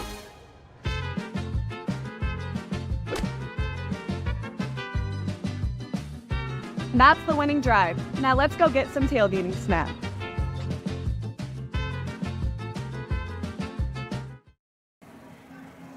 Welcome back to Southeast Polk Stadium. It wasn't an issue in the first half, but it looks like it's going to be an issue in the second half. The rain has arrived. The system is a hurricane system, if you will. It's circling, so it's made its way back around, and the rain that we found earlier this afternoon is right back here at Southeast Polk Stadium. This helps both teams in a way because both teams are pretty good on the ground, but Southeast Polk, you better take the gloves off and catch the football in the rain. Yeah, right now we're going to see how good the offense is. So, I mean, looking at that both ways. So you're going to see, Phillips pick it up on handling the ball, and we saw last week the ability for Southeast Polk, they could take advantage of fumbles. Waukee had some bad misfortune down there. Two straight back-to-back kickoffs. So the defensive line and defensive backs and linebackers, their eyes are up. They know when that ball's in the air, and they do a good job of screaming, yelling when it's out. So if Dowling has any trouble of holding the ball and something comes out, I have pretty good faith in that Southeast Polk defense that they're going to be able to snatch it up. Sets yourself up well. These are two teams that are very even. Only special teams are on the field here. It's so funny because they get 15 minutes, but then when the clock comes around, they give them 3 extra from coming out. The marching band did not come out. I don't know if it was because it had to be because of the rain. They didn't come out, but so no marching band here, but they set everything else up. Obviously, another thing that we didn't talk about a ton, but Carter Peshek is out for the second half. He was taken back to the locker room. We can actually see in the window down there of the training room. He's not, I don't see him down there, but they took him away on a gator, had his leg wrapped, so he is most likely done for the evening. Southeast Polk will get the ball here to start the second half. Dowling Catholic got it first, took it downfield. I would say the interception was big, but in hindsight, it really didn't do much. It didn't pay dividends for him. So, tonight, like you said, game on. It's a whole different half. We have rain coming down, and it looks like on the radar now it is starting to roll back out of the north, and it's going to be here the rest of the night. So you've just changed this whole atmosphere, and wet ball, wet game. Never know what happens. Yeah, this gets interesting. It's also Friday the 13th, so throw that in if you will. things could get crazy here in the second half between number 1 and number 2. Again, they play so late in the season that it might be a good thing because you've seen all this film, and then if you have to play them again, which, it looks like they might have to again. If you want to win a state championship, you're either going to have to go through Dowling or you're going to have to go through Southeast Polk. So a lot of teams will have eyes on tonight and will use tonight as their film prep as they go throughout the season. As we're waiting on everybody, Southeast Polk will come back out on the field. I got to say, this is a big half for special teams as we see Andrew Schumacher lining up. That will be huge for them, but Hunter Chanthapon has arguably been one of the top players of the game. He had the touchdown-saving tackle, and then the kick is not easy. Kicking's not easy. He makes a great play to give it a 10-7 lead. Yeah. One thing coming out of this locker room that Tom Wilson's probably asked 101 questions for the guys that are in the booth next to us and on the field is, why are we getting so many receptions right across the center of the field from us? So what are you going to be able to do different? Are you going to be able to come a little bit, drop away from that zone coverage and separate and open up your outsides and give it up and try to take the center away from them? Or do we just feel comfortable saying, give them the 15 yards and make that tackle and try to end it right there? Well, in some cases, if it's at the end of the game, you say, yeah, we'll allow checkdowns. But how long do you allow checkdowns? And then you say, okay, we're not getting a stop. We're just simply giving them up, which Southeast Polk has had chances down the field. So that's one thing that we have to keep an eye out on. We'll take another real quick break, and we'll be back for your second half of action. Southeast Polk 10, Dowling Catholic 7. You're watching the Central Iowa Sports Network. New trucks are arriving daily during Schottenkirk Chevy's Truckload Kickoff event. Over 1,200 vehicles. WaukeeChevy.com. Inventory changes hourly. Don't see exactly what you want? Build, price, and order direct from the factory. To better serve you, we've doubled the size of our service department. We need more team members. Go to WaukeeChevy.com to see our job openings. The Truckload Kickoff event. Find new roads to Schottenkirk Waukee Chevy. WaukeeChevy.com. Hi, this is Chris from Fireplace Superstore, and if this year is anything like last year, folks are going to be coming in early to get things for their houses. What you need is a high-efficient gas insert from Heat and Glow. Come in now and beat the rush, and Heat and Glow will help you out with some special promotions on gas inserts. We'll be doing up to $200 off on our gas metal inserts to retrofit into your drafty old wood fireplace. Come early, beat the rush. Fireplace Superstore, 109th and Douglas in Urbandale. Welcome back to Southeast Polk Stadium. Number 1 versus number 2, the Rams and the Maroons. Blake Walker, Dan Walker with you here this evening. The second half of action is ready to get going. We're having a fun time because we're indoors. If you're outside, you might not be having the best time. The rain has arrived here at Southeast Polk Stadium. It's coming down pretty hard. It was a little light, and then it really picked up, and it's heavy so far. So Southeast Polk's passing game will get tested. Dowling's passing game will get tested. Hang on to the football. And your whole game plan shifts possibly here for a second half of action where you have no idea what's going to happen with the elements. And it doesn't look like it's going to stop. This looks like this should be like this the rest of the ball game. So we'll see how it shakes out. Lucky for us, they must have enough of a lip that kicks out the front, and the rain's coming from behind us. Just enough. We were very worried about this press box that if the rain came right at us from the west, that we weren't going to be able to see. Our cameras are behind the press box, so that's one thing we have to think about. But the Rams will get it first. C.J. Phillip and Sam Zelenovich will be the ones back to receive. Nice bright yellow raincoat for whoever coach that is for Dowling Catholic. He'll stand out like a sore thumb. And we'll get ready to go. Andrew Schumacher will be the one to kick this one deep. A whole new half of football. That's what we line up for when the rain comes down. Temperatures probably getting down to the 50s. It wasn't supposed to be that cold. It stayed pretty warm. That's why the tornado watch came out this afternoon, because the air was just perfect for those type of temperatures and those conditions. But we'll see what happens here for the most part. 10-7. Boy, the Rams could really jump on top here with a touchdown. Let's see if Dowling's defense has an answer. They struggled there ever since going up 7-0. Here we go. We're off and running here in half number 2 here at Southeast Polk Stadium. Sam Zelenovich will run that one back. That is one thing. The Rams have not punted tonight. That's true. They have not. Yeah, so you gotta really step up here. if you're Dowling. And defensively, we'll see how offensively this affects Southeast Polk with the rain. Your quick catches. Both teams have already dropped a couple balls as it is. Well, they're going to start out not only with the rain, but they're going to have a slight little southwest breeze kind of come in their face, although you're not seeing much of the flag movement at all. No, it doesn't. Nope, not much. 3 wide receivers to the far side. C.J. Phillip goes right beside. They'll move Sam Zelenovich in motion. And on 1st down and 10, the Rams set up shop. C.J. Phillip goes to the ground, and there goes C.J. Phillip right up the seam down to the 36-yard line. And just like that, the Rams open fast on the ground. Tell you what, incredible run right there. His gloves have come off. Take a look at the replay. I think you're going to see the center clear a wide gap here. Nope, it's the left guard. Your left tackle, number 76, kicked out Campisi. Carson Campisi. Did a great job. You know, the defensive end actually did the work for him. He went to the outside.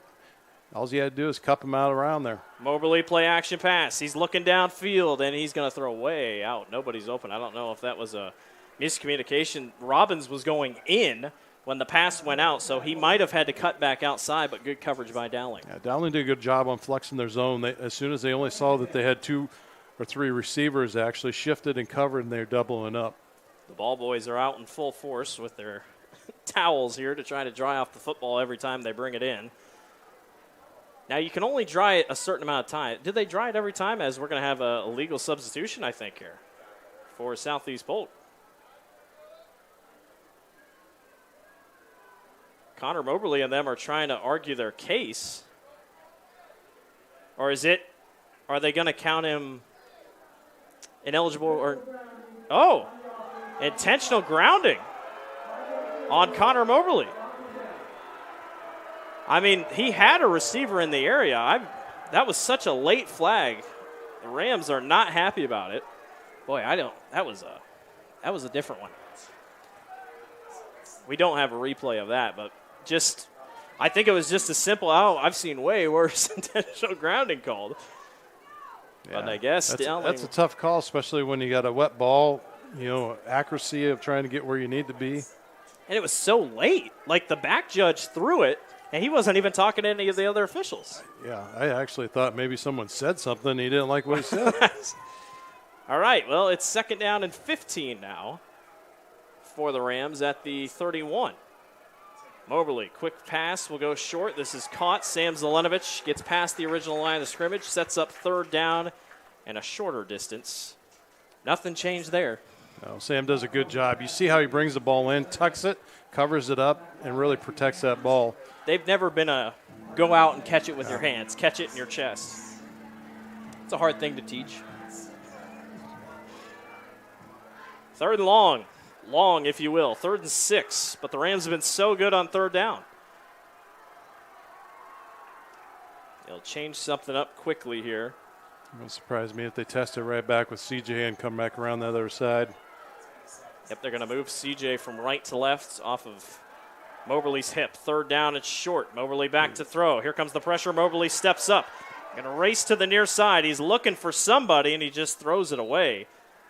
Boy, usually he'd tuck that and run, but Moberly didn't see anything and didn't want to throw it away, and he'll take the 3 and out. It was kind of surprising because C.J. Phillip was set up for a nice open screen, fullback or tailback screen on the far side of the field, and he was wide open. Well, it's the first time tonight that they will punt. So Dowling will bring out the punt unit. Trey Wilson, and I believe that's Curtis Horace all the way over there. This is always going to be the test on how wet the ball is. And don't muff the punt. That's right. Hunter Chanthapon is the punter on 4th down and 6. It's a good snap. He takes his time, and it's a wobbler down the left side. It'll get a good bounce, though, and will bounce all the way inside the 25, down to about the 23. That's about as good as you could have done for Hunter Chanthapon, and Dowling's offense will set back up.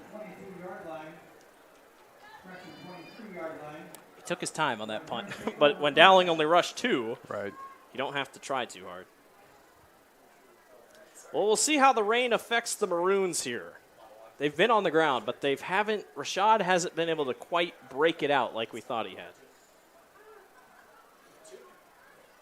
And Dowling's already had trouble catching the ball. All right, so, this is a case where it's going to be interesting for Rashad on his style of running.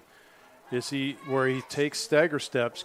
Will he get a slip, or will he have good footing and take off and run hard? Davis gets the carry on first down, and he runs right into traffic and maybe gets 2. 2 yards is the count. He's just been bottled up. He really hasn't been able to do much tonight. And a couple times we've seen him bounce it, but he just hasn't. It's been good sealing on the edge by Draven Woods and company. Draven Woods and Bryce Bolio, usually the 2 ends. I haven't called Woods' name a ton tonight. It's been a lot of Trey Lust on defense for Southeast Polk. Maroons move a man in motion on 2nd down and 8. Low snap. They still give it to Davis. Davis is ripped down. Nowhere to go on the backfield. Tavian Collins. He only came in tonight with 1 tackle. There's your first tackle for loss. Take a look at the replay. He'll be your nose guard right here. So you can see right there the center tries to do a chop block on him, and he actually stepped through it before the chop block got put into place. So good job. He's a bigger kid, so he could step over. 6'6", 280 pounds. 3rd down and 9 for the Maroons. I mean, you feel like this is a passing territory here. How do they do it in the rain? 3 wide receivers near side. Cataldo back to throw. Eyes one man right down the seam. Nice catch and grab. Will Leifker down to about the 48-yard line. He stared at him the whole way, but Will got open and makes the big play. So right there's the opportunity. You can see without Carter in that position right there, they attack right there. So they take it right at Zeb Henze and just putting him on the spot, see if he could actually step up and play. And Zeb's made a couple big plays, but yeah, he's kind of thrusted into that position. I think Noah Frank's in there, a couple other different guys brought in. 1st down and 10 from the 49 is where they're going to mark it. Cataldo back to throw, fires a dart to the left side and just misses his intended target. Hank Brown kind of in and out. Manny Gay was right there on the coverage. Yeah, I'm sure Dowling was probably looking at that thinking we probably could have had a little bit of flag thrown, help him out. But so Jesse Trayton Nave, excuse me. He's made a couple of big plays. He's that new man there at linebacker.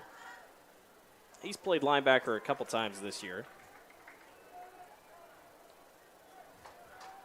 And then not to mention you have Zeb Henze, like you said. 2nd down at 10, trying to regroup after the loss of Carter Peschick there. Davis on the right side. There goes Rashad Davis. Breaks 1 tackle, stays on his feet, keeps the legs churning, and he's going to be about a yard short. Boy, that could have been maybe a 4-yard gain, but just slipping of the tackle. Yeah, right there. I questioned earlier, what is his footing going to be like on there? He doesn't have any problems at all. He turned his feet all the way as he made that right turn. And we talk about catching is hard in the rain, tackling's hard in the rain because everything's slick. It's hard to wrap up. It's 3rd down and a yard for Dowling Catholic. They did this the first time. They might try to get 5 free yards here. They line up quick after sending out the 2 wide receivers. Davis gets the carry, bursts to the right side. There goes Rashad Davis. Works his way for a 1st down and more. Really nice play by Rashad Davis. Zeb Hintz is in on the tackle once again. I thought it might have been somebody else, but they count Zeb. Good shifty move by Rashad Davis. Yeah, well, right now I think this is where Rashad's his little stagger step is kind of step, and then takes off. You know how he's hard to tackle? He's got a rip in his undershirt already from where he's been grabbed. He's running hard tonight. 1st down and 10 from the 33. Dowling trying to move this thing downfield. 2 wide receivers near side. They move Ian Middleton. Just a sophomore. They move him in here at fullback. Cataldo pulls back on a play fake. He's going to go downfield 1-on-1, and he overshoots just to the outside off his back shoulder. Hank Brown tried to squeeze it, but could not get there. Yeah, by the route that he was running, it was almost like he was going to turn in to the inside of the field, and Cataldo was going for the outside corner. Bring up 2nd down and 10. Dowling not great on 1st down. I mean, they're not making a ton of plays. They kind of forced themselves into a tough box on 2nd and 3rd down. Curtis Horace moves to this near side up against Manny Gay. That's a 4-inch height advantage. Keep an eye on that one. They also move Hank Brown to the left, so 3 wide receivers left. On 2nd and 10, Davis waits, gets away, and almost broke that free. About a shoelace tackle saves him from going farther, and it's 3rd down and long. So that's the first opportunity that Davis actually had a cut up on the inside. The last 3 plays, Dowling's been controlling the edge, and he's been kicking out and getting around that outside. So it's interesting right now. Yeah, the interior's been phenomenal by the Rams all night. I mean, there is nothing up the middle of the field. But that was the first time that we saw that Dowling had an edge on the inside to open that up. Yeah, Middleton goes from wide receiver to fullback. 3rd down and long. Cataldo, gives it to Davis. Davis is roughed. Draven Woods and company wraps him down in the backfield. I don't know if there was confusion on the offensive side, but the Rams were all over it. Yeah, that was an interesting one because, it almost looked like there was a stunt. We're going to see right here on the instant replay. He come busting around, and number 11, Chebuhar. He had a stunt right up that inside, and he put the pressure on. Dowling's going to try a field goal with Andrew Schumacher. How far is this? This is, you're looking at a 52-yard field goal by Andrew Schumacher. The wind is non-existent. Snap hold. Schumacher's kick is on the way, and it sails to the right. He missed it wide right. Dowling takes a chance. It doesn't work, and the Rams get a big stop. Boy, things just fell apart there late for the Maroons. What a punt receives that was. Yeah. That put Southeast Polk in excellent field position coming well, right remember, up. it goes back to the 25. Oh, okay. It doesn't start where they left So off. that is a high school rule. As much as you would have loved to take it, the high school rule is no matter what, if you miss a field goal, you get it at the 20. It's not everyone's favorite rule, but the Rams will take it deep in their own territory, which they've been good at all night. So not quite great field position, but they'll still take it. It's almost as if it was a fair catch in a way. And it's 1st down at 10 with 5:30 to go for the Rams offense, who had to punt their first time tonight on their last drive. Boy, a touchdown would really make this thing interesting. Moberly back to throw. Dylan Manning came up the side. Moberly will take off, and he'll slide down for a gain of about 1. Dowling almost still hit him when he hit the ground. Lucky that they laid off there. Manning came screaming up the middle. He just couldn't quite get there. And it's 2nd down and 9. Rain has lightened up. There's a score update for you. Ames up 28-21 at the half over Sioux City East. That is a crucial game for the RPI. Ames tries to hang in tight. Sioux City East is top 16, so that would knock the Black Raiders out of the playoffs. C.J. Phillip gets the carry. He is driven down. Nice play in the backfield by number 91 of Dowling. That was Will Ringwelski, the senior D lineman. And it's 3rd down and long. We got some ugly football here, as expected when the rain starts coming down. Well, it's kind of expected when you've got 1 and 2 playing, and we're sitting at a score of 10-7 and rain. What else can you throw at you on a Friday the 13th? You could go Kirk Ferentz and play the field position game. Moberly back to throw. Here comes Ringwelski on the run. Moberly looking downfield, and he just throws it away. Nobody's open, and Dowling's defense holds again. And the Rams will punt it back. And Dowling Stroud loves that. That is a huge stop. That's 2 straight stops that were pretty much stopped on the same exact coverage. Well, interesting turn of events. You made the comment first half. They didn't punt once. Yeah. And now we're in our second series starting out and more punting for the second time. Take a look at the Dowling Catholic student section. It must be Cowboy night. Everybody's in their Cowboy attire. I'm not sure who's back. That's Trey Wilson who is back. Well, he dropped a catch. Let's see if he can hang on to this punt. This is a low liner. Chant the Pond gets it off. It's not a great punt, though. It goes out of bounds. Oh, boy, where are they going to mark this? Well, they're going to have good field around the 35, I would say. Where's the line? Where's the judge? There he is. Right there. 35 yards. He didn't run up. He didn't put his hand up like he usually does. Dowling will get it. Nope. Ooh, the 40. Southeast Polk ought to be happy with that marking because the Dowling player was about 4.5 yards out of bounds when he caught it at the 40. So that means the line of projectile, you would have thought it would have been more back at the 35, 36-yard line. Boy, Hunter's Chanthapon is lucky. That thing was almost blocked. Dowling sent 3 or 4 at him. The rain still continues. It's more just looks like a light mist. Obviously, like you said, with these giant lights, it makes it seem like it's more than it is. But it's an annoying mist that will get slicker as the night goes on. Great field position for the Maroons at the 40. Cataldo, play fake. Here comes the pressure. Dante tries to get away, cuts up field, and spins his way back to the original line of scrimmage. Boy, that could have been a huge loss, but Dante recovers. And it'll be 2nd down and 10. Yeah, the pressure by Southeast Polk, they put a double stunt on, and they were flushing him right out of there. Mason Vanderbrink is in on the tackle, or credited with the tackle.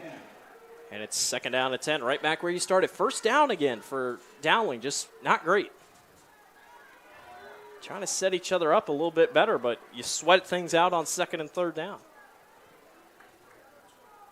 Rashad Davis in motion to the right. Cataldo will go short to Curtis Horace. And Horace is upfield for a gain of about 3. That's not much going there. If anything, Davis was more of a decoy. Yeah, they had the potential. Big old number 79, Isaiah Seymour, was out there to kick the guy out. Unfortunately, they just had enough of a corner presence out there. They stopped it right away. Got to think this is 4-down territory, wouldn't you? Or, you could try to kick it again. The ball's going to go back to the 25 if you miss anyway. So, just like a punt. I was going to say, you might as well just keep trying it. Couple changes here. Dowling Catholic brings in Trig Troyer at wide receiver on the far side. Cataldo on 3rd down. Dante looking, steps up in the pocket. There goes Dante Cataldo. He'll cut near side, makes another man miss, and here goes Dante Cataldo. Upfield down to about the 17, 18-yard line. And there's what the quarterback can give you with his legs. Yeah, and he definitely has that ability to run the ball. Interesting guy out here on the outside, Trey Wilson. He knew what was coming. If you watch this, he kicks out, legs underneath him. He knows where he's going. Trey Wilson's going to step right up here right now and puts a simple little pick on it to get the extra 5 yards. Well, he kind of runs like Trevor Lawrence. He's got a little bit of height to him. He's 6'1", 175. He takes off. He wasn't thinking about sliding. He was going to take it as far as he could. A steady mist now over the field. On 1st down and 10 from the 19. Davis in motion again. Cataldo, quarterback keeper. There goes Cataldo upfield down to about the 11. I think Dowling has seen something they like here offensively. Yeah. A 2nd down and 1 upcoming. Looking for a player. Manigay, he stepped right up in there. Couple hands on hips here for Southeast Polk. Dowling's trying to keep them moving here. They got a tight end right there. 3 wide receivers to the left and right. They move Jackson Miller, the sophomore, right here at fullback. Davis pushing up the middle, just nowhere. But he's going to push that pile, though, for at least 2. He's going to be close. Yeah, he's going to be close to the marker. That's a first. They are signaling 1st down. I completely forgot it was 2nd and short, so the Maroons will take the first. The way they were setting that up with putting the lead blocker up on this side, I thought they were going to kick out a little bit further off this near side of the field because the way they had Southeast Polk pinned, they could have got a little bit more yardage. Boy, what a game this has been. Back and forth. Dowling trying to either tie or take the lead here.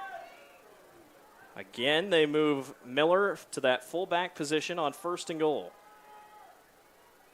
Davis going left. Got a good hole. Davis to the edge. Leaps over a man and gets down to the 4. That might have been his best hole of the night.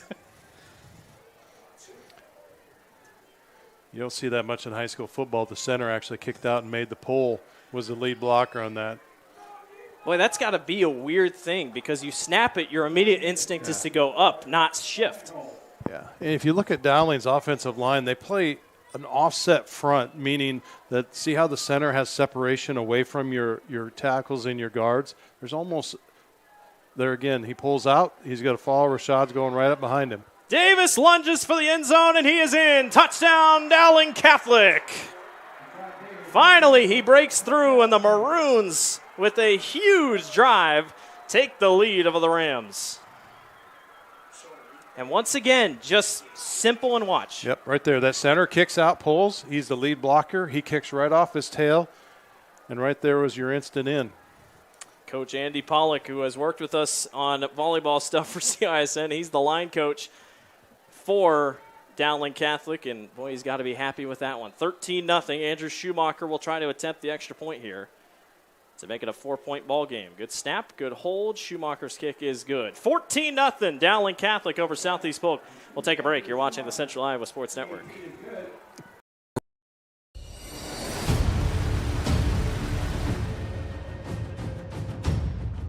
Hey, you two. We all want to be winners, right? The winning drive comes from choosing unleaded 88, a cleaner burning fuel made from corn. That way, we all win. Now give me some wins.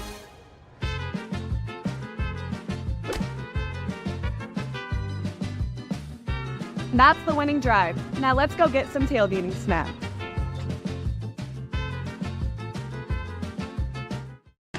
It's our construction sale here at DeArmond Ford Indianola. We're expanding and setting sales records. Check out our Flex Buys, the new way to buy. Save big with a new F-150 XLTs and the new 2024 Edge. Also save on new Ford Explorers and Expeditions. And check out all DeArmond certified used vehicles, all sold with a 1-year bumper-to-bumper warranty. Find out what's going on at DeArmond Ford Indianola. DeArmondFord.com.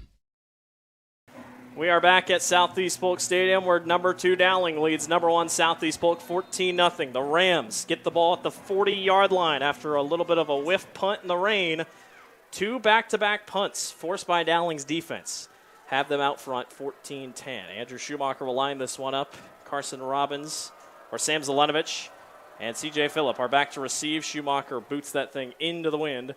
Zelenovich will take it and hold on to it. And here comes the Southeast Polk offense. Well, they were practicing a couple things on the sideline, trying a couple catches, but something has been figured out by Dowling's defense, at least for the time being in the passing game for Southeast Polk. Now, I will say the intentional grounding was a huge part of that last year. It was big, but, you know, if you watch Dowling's going to come out, their coverage, they're not giving them the room that they had, and especially separating themselves and going double coverage. It's creating a headache for Mobler. He's second-guessing himself whether he wants to throw the ball or not. Yeah. He's had to wait. We showed that graphic in the beginning of how quick his throws are. They've been a little later here. Lundgren moves in motion. They go to Landon Vanderwerf, and Vanderwerf goes up the middle. Great gain, close to the marker. A couple of yards short. It'll be first or second down at about 9. And we haven't called. Landon has not really played a lot tonight. He's been the backup man all season. He's only got, or he's 58 carries, 313 yards coming into tonight, but he just hasn't gotten the ball a ton. Manning in there on the tackle. Giving C.J. Phillip a bit of a break. 9 seconds to go, and I don't think they're going to call a play here. Well, what a game it's been so far. We're going to the fourth quarter. Number 1 and number 2, it hasn't disappointed. Don't go away. We got one more quarter left. 14-10, Dowling Catholic on top of Southeast Polk. We'll be back. You're watching the Central Iowa Sports Network. It's our fall savings event now at DeArmond Automotive Knoxville. Selling all new Chevy, GMC, Chrysler, Jeep, Dodge, and Rams. Incredible savings on the new Chevy Silverado and Sierra 1500. Save big on new Chevy Equinox. Get up to $10,000 off MSRP on new Ram 1500s. New Jeep Gladiators up to $10,000 off MSRP. And new Grand Cherokees with 10% off MSRP. It's the fall savings event at DeArmond Automotive Knoxville.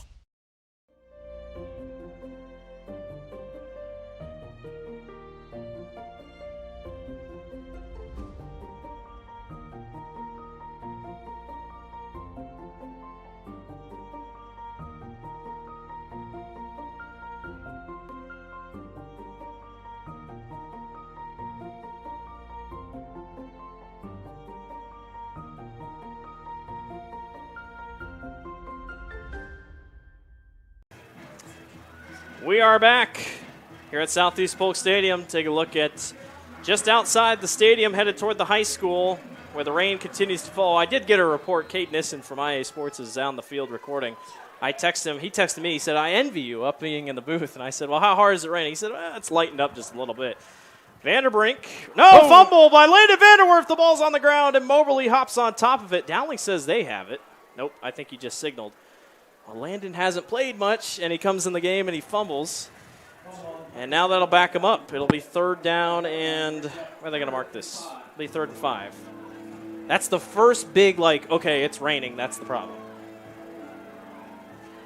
Well, and I see Landon has his hands in his backpack sack, trying to get his hands warmed up and get them dried off. C.J. Phillip, I think this is him at wide receiver here on this near side. 3rd down and 5. Moberly back to throw. Here comes the pressure. Moberly steps up, tries to get away, gets past Manning. There goes Connor Moberly. 1st down, Southeast Polk. So both quarterbacks starting to use their legs here.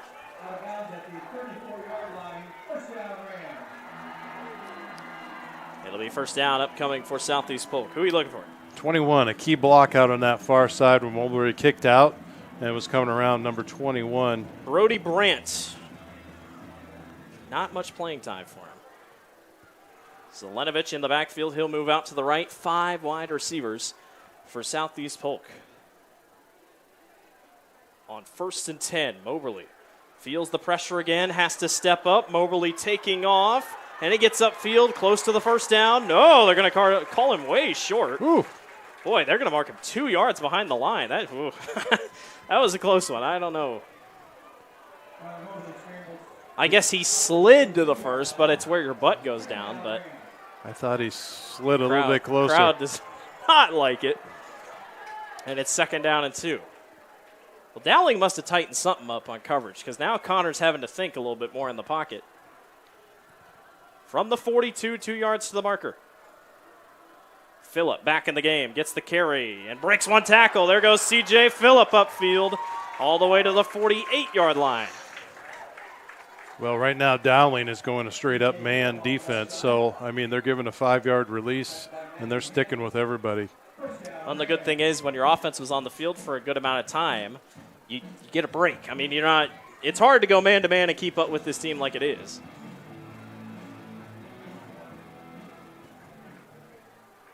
Dowling trying to move this thing downfield. Edison Sama is in at wide receiver. Nearest side to the quarterback on that trips to the right. Now here they're set a little bit more back in the zone. We'll see if they take advantage of it. No one's home. Moberly takes off. There goes Connor Moberly. Lundgren with a block downfield, and Moberly's upfield for a huge 1st down. Boy, how about the block by Lundgren? I thought maybe it was a hold, but, man, he just put his man to the ground. Take a look at the replay.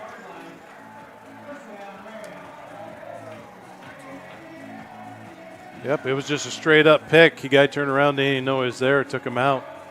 I'm so impressed with the mobility of Mulberry has when he's out running. I can't tell if that was a spy, if they had on him. They got Dylan Manning, it seems like, in a spy maybe. It's been all Southeast Polk on the ground here. 9:55 to go here in this one. Dowling trying to reset on defense. C.J. Phillip up the middle, breaks a couple, and there goes C.J. Phillip upfield. That time he was waiting for the line to work its way forward. It'll be 2nd down and short. How impressive is that to have the ability to stop and look and then turn it on automatically? The Rams have won 3 straight against the Dowling Catholic Maroons. Dowling trying to get back on track here and take a big win tonight. The winner of this game will go into the playoffs as the overall number 1 seed. 2nd down and 2. Also a Centennial down. Centennial might end up a 16 or 15 seed. Neither of these teams want to face Centennial. Phillip on a big hole again, and Phillip works his way forward for a 1st down. Matthew Hanton was in on a huge tackle to rip him by the legs. That was a good job by Southeast Polk. The offensive line took him on a slant right, which just automatically Dowling sucked right to it and just let that lane open up on this near side of the field for C.J. Phillip. Dowling's defense looking a little gassed, trying to keep up here. Got 2 wide receivers to the near side. There you go. Dowling's going to start try to cover it back up. Moberly is all alone in the backfield on 1st down and 10. Connor, he's going to the end zone. One-on-one to Robbins, back corner. Did he haul it in? No, he didn't. He hauled it in, but he was out of bounds. Just outside. Can you believe that throw? I mean, that thing was on the money, just a little long. And Robbins couldn't get the feet down. Well, that's a back shoulder. I mean, that's a phenomenal throw by Moberly. And the thing is, when you're in 5 wide, that's when you almost have to prepare with a spy because he could easily take off. Well, in the past first half, that's where they were kind of targeting Manning, as not knowing what's going on. C.J. Phillip waited, and busts his way through a hole and gets a good chunk of yardage, what could have been and maybe should have been a loss. Yeah, that's amazing, too, because Dowling they went to 4-3 right there. We'll take a look at it. That was a packed center line, and the 3 linebackers stepped up. There should have been nothing that went more than 2 yards, but over-pursuing by the defensive line, not getting their head up, look what's going on. 3rd down and 5. Is it 4-down territory? You're down by 4. The Rams on this drive have been pretty much easily grabbing first downs. We'll see if they can do it here. They move Zelenovich back to the line of scrimmage. Watch for a check down here. Moberly back to throw. Here comes the blitz. Dowling is there to bring him down. A huge play in the backfield. Isaac Beaver was in right away and pursuing nonstop. Isaac Beaver was in there. Keeve Fort. He was in there as well. And then Owen Pins also in there with the tackle. And now it's 4th down and long, and here is a big play. But remember, the last time it was long, Southeast Polk scored easily, so we'll see what happens here. This could be for the game. That center's kind of open with that center slant. Let's see if they hit it. Moberly back to throw. Here comes the pressure. Moberly's got a roll to his right. Connor fires downfield, way off target, and Dowling holds on defense. Well, the DBs had to show up, and when Connor's rolled out, he just hasn't been able to find anything. What a stop by the Maroons. Yeah, Southeast Polk receivers just can't seem to get the breakaway that they had in the first half. So, well, has Moberly made a throw on the run? When he is flushed out, he's almost thrown it away every single time. That time he didn't throw it away. He just missed Cooper Butel. Yeah, yardage gains all turned in when he starts running downfield. So, what a stop by Dowling. 7:14 to go. The Maroons have eaten up a lot of clock tonight, but so has Southeast Polk. But, boy, a touchdown here by the Maroons. You never know. Could be the backbreaker. 1st down and 10, 7:14 to go. They go Ian Middleton from left to right. Rashad Davis on the carry up the near side, and Rashad works his way forward. You'll take that if you're Dowling. That's a gain of about 4 or 5. Boy, you're waiting for him to break out. Yeah, and right now, you're just kind of saying we have 7 minutes left. We put this ball on the field every time. You could chew a lot of clock up, and that little 4-point lead's going to hang in there with you. And I will say, Southeast Polk can move the ball quickly downfield, so I don't think they're worried about that. But in the elements, that's a whole different thing. It is still raining. It is still misting. It's not quite heavy, but it's just annoying. Dowling's also got to hang on to the football. And this crowd's going to make it very tough. 2nd and 5. Rashad Davis again. Another hole. Davis to the near side. Gets upfield. He's just short. It'll be 3rd down and about 1.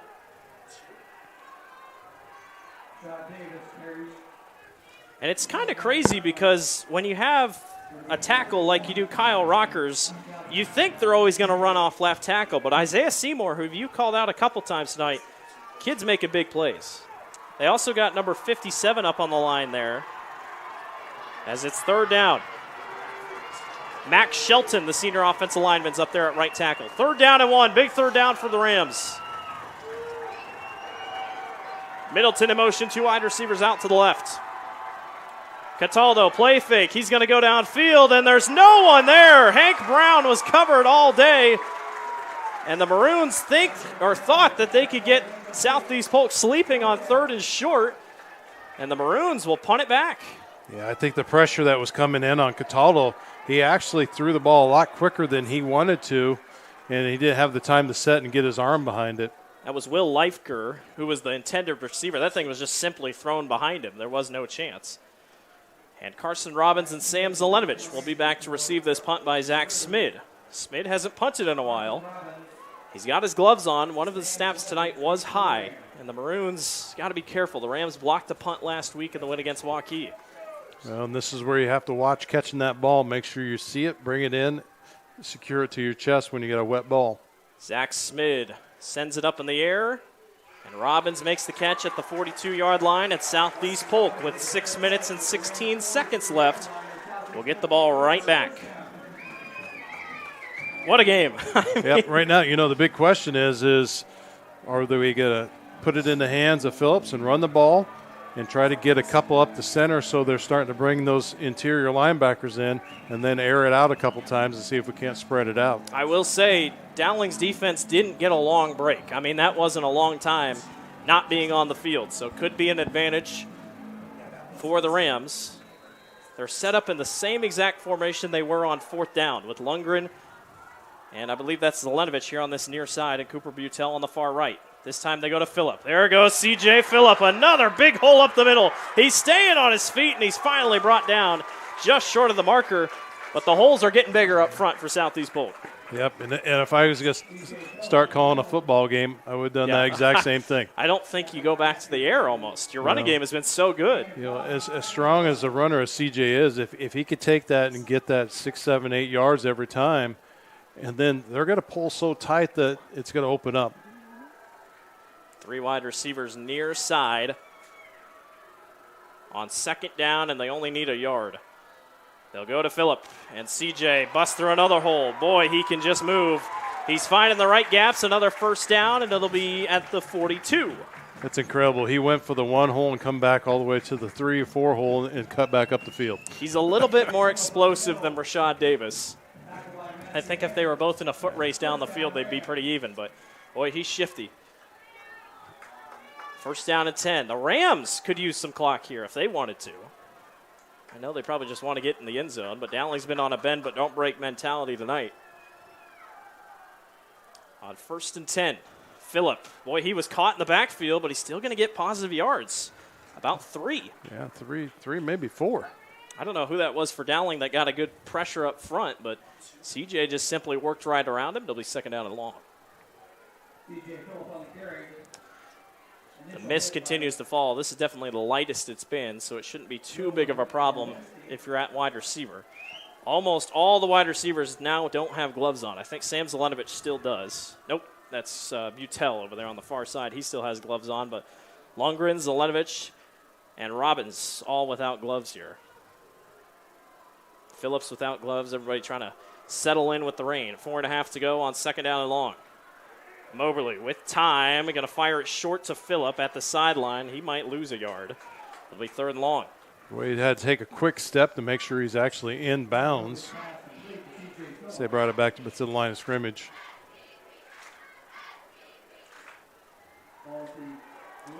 They'll set things back up. 3rd down. Dowling's been good here recently on 3rd down. This is where they try to send a little bit of pressure and get Connor to rethink. You got Cooper Butel on a one-on-one to the outside. And you got Robbins and Zelenovich right here. This can get tricky with a quick little mixing slant routes. It's going to cause issues here for James and company on defense. Long, high snap. Moberly goes short to the tight end. Lundgren gets upfield. He's going to be just short. Just short. It'll be 4th and 1. They're going to say he's a yard short. Boy, what a block downfield. Lundgren just barely missed it. And you've already run a QB sneak once tonight. So they're going to go for it. 4th down and a yard. And a timeout is on the field. They're going to go out and bring the chain gang out. This is closer than we think. But the way the FAR judge is lined up, I don't know. I mean, this is going to be really close. Well, it depends. If it's actually on the 32-yard mark, or it's when we're looking across, it's almost 3 inches ahead of that. So either way, you get 4th and maybe 3 inches, like you said, even if you don't get it. You're just going to QB sneak this and keep this drive alive. Well, I don't know. Now that the Southeast Polk players are clearing out, that might be a first. That might be a 1st down. Lundgren made a good effort for it. We can't even see the ball. I mean, we'll let you know by their reaction. Well, they're saying 1st down, or at least number 77 is. They get about 9 inches to pull out of the chain yet. They say he's got it. Boy, it's so close. He's short. The whole Southeast Polk team's standing right there. The Southeast Polk assistant coach comes over, and he's looking at it.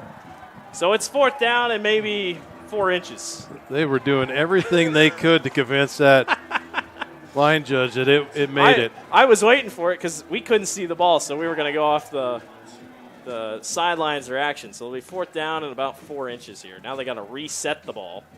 Oh, gosh. Now they're going to make sure it's exactly where it was. Well, is it usually normal they don't move the ball back to the middle of the field? Because I don't know. Well, you got to take it to you got to take it no matter where it was. But 4th and 4 inches, not yards. Rams worked on a QB sneak earlier. They're going to put everybody up on the line. The fullback gets all the way up there. And you know it's got to be a hard count right off the top. Oh. Moberly pushing forward. He has got it. He got a good shove from the backside. Thaden Abbas. Dowling says no, but they didn't. I don't think they thought they could push. The line judge, Moberly definitely went over the top. So, I mean, Dowling's not happy with it no matter what, but they were worried that you couldn't push. That's a first down. Yeah, there's a first. I thought they were going to measure it again, but Dowling's not happy. They were mad that Moberly was pushed, but I don't know if that's a rule in high school. I thought you could push no matter what, but they got to set the chain gang up. I don't know what they're doing. The chain gang's not even set. There you go. They're running. What in the world? Chain gang fell asleep there. 1st down and 10, 4:05 to go.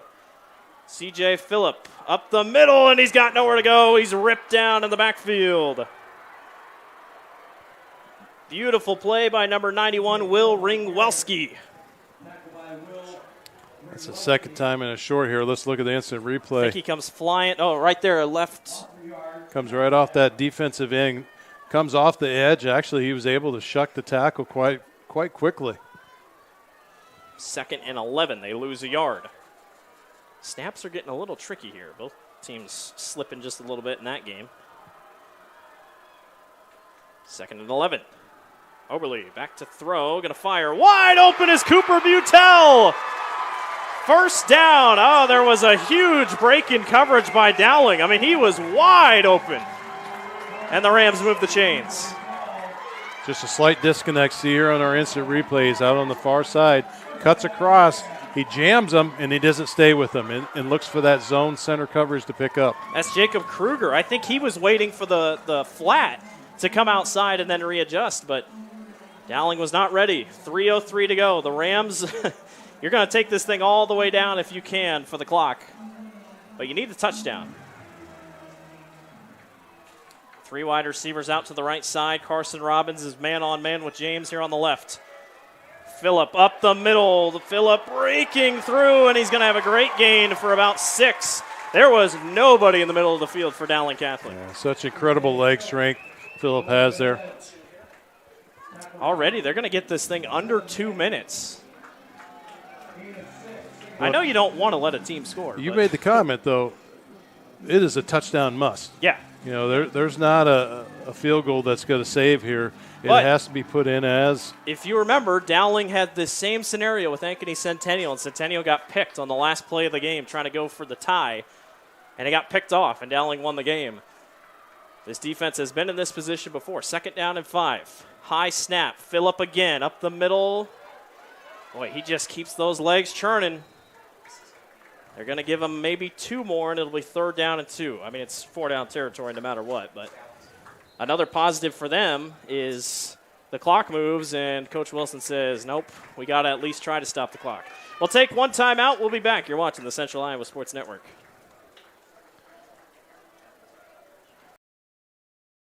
Hi, Joe the Car Guy, head coach of Westside Auto Pros. When your car is on injured reserve, you want to get it back in the game as soon as possible, so bring it here to Westside Auto. I have the team of experts that can fix every automotive injury, whether it's a fractured joint, a broken part, or if your car just got its bell rung. We'll do a complete physical to make sure your car is game ready for the entire season. So bring your car to Westside Auto Pros and we'll get you back in the starting lineup in no time. Hey, you guys are dogging it out there. Move it, move it, move it.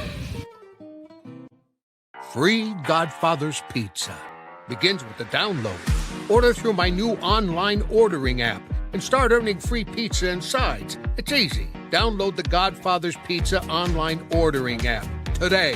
Do it. Welcome back to Southeast Polk Stadium. Blake Walker, Dan Walker with you here this evening.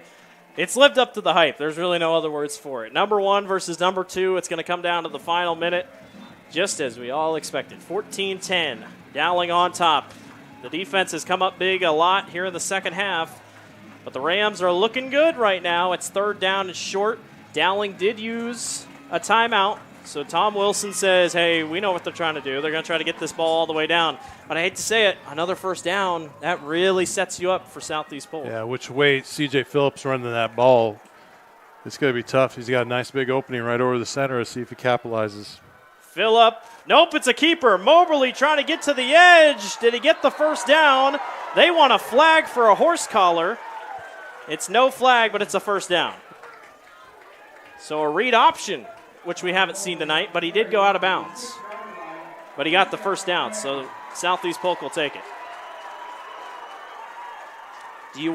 How quickly do you want to score here? Because well, that's just it. But, I mean, you have to get on the board. 143. I mean, that's still a lot of time. On the flip side, we knew what Southeast Polk did with a short amount of time against Waukee last weekend. But Dowling's got 3 sophomores on the line. It's time to grow up and make a play if you want to win. 1 or 6 yards to go. Phillip up the middle, makes a cut. C.J. Phillips in, touchdown Southeast Polk. The legs kept on churning, and number 1 is back on top. let's take a look at this on the instant replay. You're going to see that offensive line. They take and split, and they get down on the linebacker, and they crush down on the defensive end when he tries to break through. Great job by C.J. Phillips looking at that read and getting a touchdown for Southeast Polk. A minute 38 to go. Southeast Polk is back on top, and it'll be up to Dowling's offense to try to get the job done. Low snap, kick on the way, and it is good. 17-14. Don't go away. Dowling's got one more chance. We'll be back. New trucks are arriving daily during Schottenkirk Chevy's Truckload Kickoff event. Over 1,200 vehicles. WaukeeChevy.com. Inventory changes hourly. Don't see exactly what you want? Build, price, and order direct from the factory. To better serve you, we've doubled the size of our service department. We need more team members. Go to WaukeeChevy.com to see our job openings. The Truckload Kickoff event. Find new roads to Schottenkirk Waukee Chevy. WaukeeChevy.com.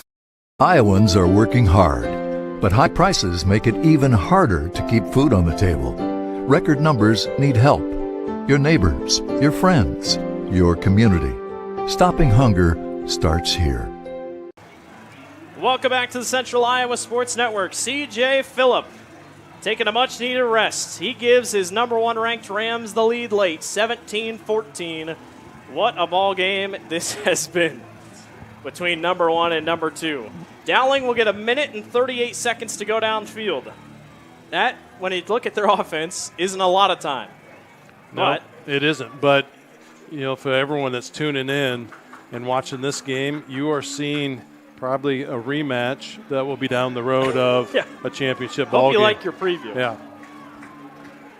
A lot can happen still in the playoffs, but these two teams are far and away the top two teams in the state, and they're showing it tonight.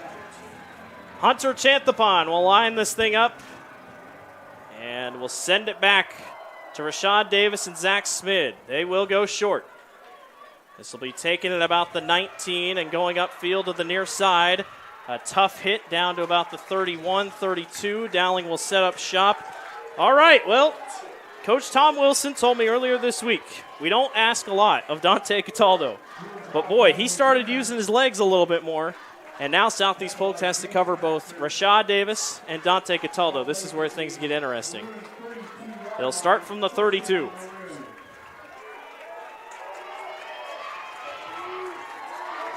We all remember the Hail Mary back in 2021 with Xavier Wampa. We could be looking at something similar. This Southeast Polk's crowd is going to make it real tough on Dante Cataldo. First down and 10.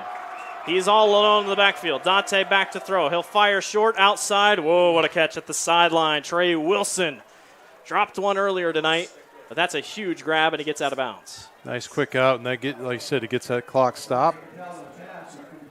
Well, and one thing about Dowling, you practice 2-minute offense. This is in your playbook. You know what to do. Both teams set yourself up for those situations. Rashad Davis is out here at running back, now out at way out wide receiver against Manny Gay. The Rams might send pressure here. They back off. Short pass caught upfield. Great grab by Hank Brown. First down, Dowling. 1:23 to go. The clock stops. Southeast Polk will take that, but remember, Andrew Schumacher can hit field goals. Yeah, and Dowling's ready to go. You know, they get the chains moved, and they're ready to kick. Cataldo again over the middle. This is caught. Hank Brown again. First down. There goes Dowling. The middle of the field is wide open here defensively. Absolutely the most passing we've seen out of Dowling all night coming in this series right now. Well, Southeast Polk hasn't had to play against that. Again, they'll go 5 wide. 1:02 to go.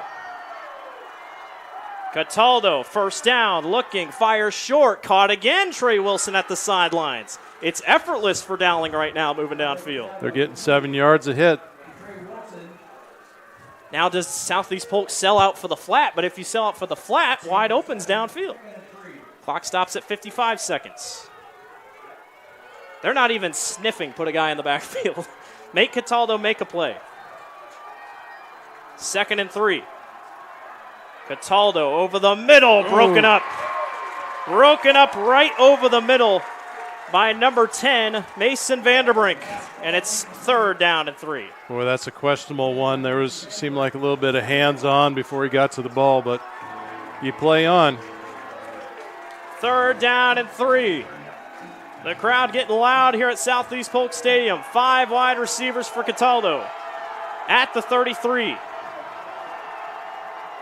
Low snap. Cataldo will just run with it, and Dante takes up field. Boy, I think he's short. It's 4th down, and Dowling will call a timeout. Boy, you needed that first down. Yeah, you know, one thing I like there, Caden, I think it was Caden Kane, number 7 in there. He's thinking ahead. As he's making his tackle, he's going ahead and trying to reach the ball. So they're going to reset the play clock to 44 seconds. That is one advantage. If you're at home, clock operator might help you out a little bit. But it's 4th down and 1. You can't just go back to the air. I feel like you got to try to get this first down. And I don't think you can kick. As much as you'd like to, I don't think you can kick, especially with Southeast Polk has all 3 timeouts. I think you just got to play it like it's 4th and 1 and just do what you got to do. A stop wins the game for Southeast Polk. Dowling has moved this thing downfield with ease here. And what a heartbreaker for Dowling if that is the case. I mean, they played such a hard ball game. Both these teams. It doesn't matter who loses this last series of downs here. I mean, Dowling, if they played like this all night of control. They're going to go 5 wide, it looks like. This is the loudest this place is going to get. 4th down and 2 for the Maroons. This is for the ball game. 2 wide receivers right side. Cataldo fumbles the snap, has to take off. Cataldo will run with it. Dante gets to the edge, fires downfield. He's got Trey Wilson first down. He's got his first down. Oh, my goodness. Everybody collapsed down for Southeast Polk. And how about the poise by Dante Cataldo to make the throw? I mean, this is just heads again up. Here on instant replay. You talk about scramble, scramble, scramble.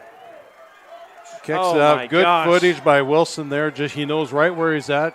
Back in. 37 seconds to go. Cataldo looking. No one's open. He's waiting. He's waiting. He's going to fire downfield. This is caught upfield and all the way to the first down and more for Curtis Horace. How is he finding these guys? You know, first down. Incredible, though. 12 seconds we lost off the clock there, so Dowling's got to sit here as he pulls back. How many times do you ever sit and see somebody sit in the pocket that long? Dowling's got 1 timeout left. Southeast Polk's got 3. 25 seconds to go. Who makes a play? Well, I'd look right back at Horace again because he was in that position. 1st and goal from the 9. And the left tackle jumps. Oh. Kyle Rockers, the Kansas State commit, gets an early start, and that's going to back up Dowling 5 yards. Oh, my goodness. This actually might help it him. might be Yeah, a good yeah. thing for Dowling because when you start to look at what that defensive core is out there for Southeast Polk, it's getting kind of cluttered. So if you give them 5 more yards, it gives a little bit more separation that a receiver could go ahead and make a cut across the end zone. Remember, Dowling is in field goal range. You don't have to go for the win here. Rashad Davis is the back. Cataldo back to throw, rolling to his right. He had a man, and he's taken down. That's a big, big stop by Southeast Polk right there. He had Curtis Horace wide open, and Dowling's going to go for the game-tying field goal. And maybe that was a design. Maybe that's very possible that could have been a design play.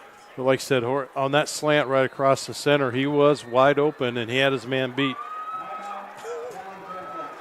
Dowling will take a timeout. We'll stay here. And Andrew Schumacher will be the one to try to send this thing to overtime. You can't script this stuff. Schumacher on the season is 5 of 7. He's missed a field goal already tonight. His longest is 38 yards. And the wind is non-existent. Non-existent. You have a slight drift of mist coming in your face. This is it. The clock should go to 0 if they make it. So we should be a 28-yard field goal. And it's right down the middle. The Rams blocked a punt last week. Watch out for Draven Woods. Remember when they beat Cedar Rapids Prairie a couple years ago? It was Xavier Wampa with the big blocked field goal to keep their season alive late in the going. Andrew Schumacher will line this thing up and try to send us to overtime. And Southeast Polk will ice him. Of course this game would come down to a last-second field goal. The rain this is the lightest the rain's been all night, by the way. It has really lightened up. What a drive by Dowling Catholic. Take a look at the wind. There's not much. I mean, it's not much. I hate to say it, the fact that Andrew missed the first one, I know it was a long ways away, but that sits in the back of your mind. I mean, that just doesn't go away. Yeah, and I can't tell if Dowling uses a puck to set the ball on or if they're going right off. It looks like they do. Is that just a drain? Yeah, that might just be a shiny spot so they know where the ball's going to go. Yeah, Justin, can we lower our camera just a little bit so we can see that puck? There we go. Yep, yeah, they do use puck. So that's a big advantage. A lot of schools, even high school, is starting to go to. They use nothing. Andrew Schumacher will line it up. If he makes it, we're going to overtime and back-to-back timeouts. I didn't know you could do that. I guess it's a college rule. Well, the problem is they can still use one more. So why not make him think about it just a little bit longer? Andrew's going to walk over to the sideline. Let's follow him. What's he going to do here? He's going to have his assistant coach come over and chat with him. He's going to stretch out a little bit. He's probably saying, hey, just don't think about it. It's like a normal PAT. And the funny thing is about a kicker, most of us think about, well, the ball's going to be wet. You're going to have a good snap. You're going to have a good place. And the kicker's mind's going, I hope my shoe's not so wet that I slip off the side of the ball. Here we go. Try him again. Jack Jepson is the holder. Will they call a timeout this time? It doesn't look like they will. For overtime.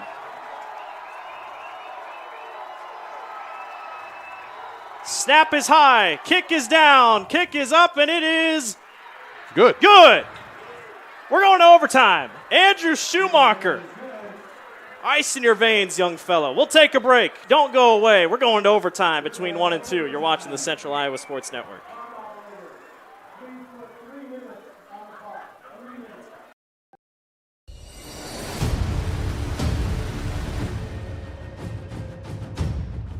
Hey, you two, we all want to be winners, right? The winning drive comes from choosing unleaded 88, a cleaner burning fuel made from corn. That way, we all win. Now give me some weight.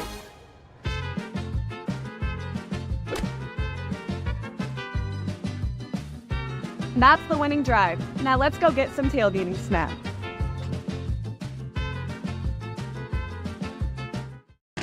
It's our construction sale here at DeYarman Ford Indianola. We're expanding and setting sales records. Check out our Flex Buys, the new way to buy. Save big with a new F-150 XLTs and the new 2024 Edge. Also save on new Ford Explorers and Expeditions. And check out all DeYarman certified used vehicles, all sold with a 1-year bumper-to-bumper warranty. Find out what's going on at DeYarman Ford Indianola. DeYarmanFord.com. Welcome back to Southeast Polk Stadium. Number 1, Southeast Polk. Number 2, Dowling. They did not play enough. We're going to overtime. 17-17. They put 3 minutes on the clock here to set things up. Boy, I don't know what else to say. This game has been absolutely phenomenal. It's exactly what we expected would happen if these two teams played out. And we're going to overtime. And Southeast Polk, 2 games this year, they've won by 3 points. They know how to win close games. Dowling had their backs up against the wall against Centennial, picked it off, won the game 30-17. That's pretty much it in terms of close games. You got to give the Rams a little bit of an advantage here. Right, and the interesting thing is when we come in, we talked about the highlights of what we thought was going to win this game. Dowling stuck with their running game the whole first half. It was their passing game that got them to the overtime win. Southeast Polk turned. First half was all passing. Yeah. Second half, come back, C.J. Phillip run the ball. And we can't say the rain hasn't played a factor. Oh, no. But it has gotten a couple things interesting. The captains will meet at the 50-yard line, and we'll await the call here. Obviously, most teams want to defend, unless you're Deion Sanders, who wants to go for the ball first. But we'll see what happens here between these two teams. First overtime between these two teams in a long time. I'd have to go way back and look. I think Southeast Polk won the toss. The way Dowling's saying pointing, it makes me think the Rams won it. Let's wait the call.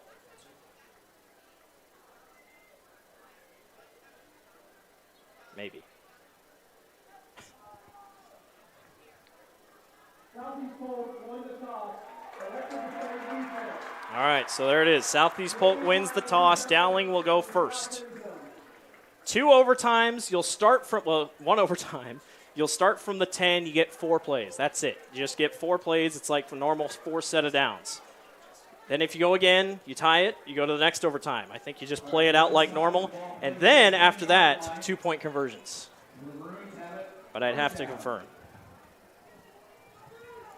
How do you go about this if you're Dowling on offense? Do you go back to the air?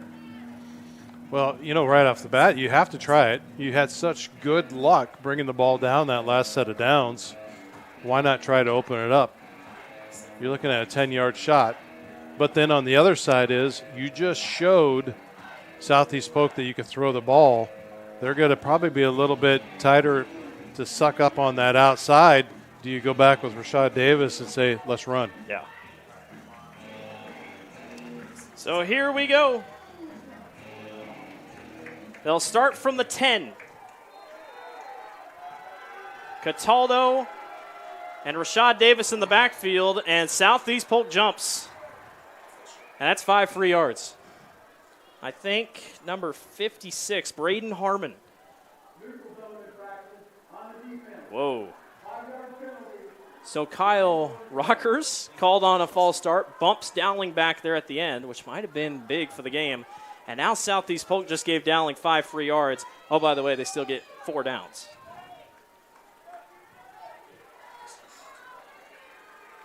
First and goal from the 5. This feels like all Rashad Davis territory. Maroons will wait. They'll check back to the sideline. That is one thing. You don't have your coaching staff right beside you. They're further down the field.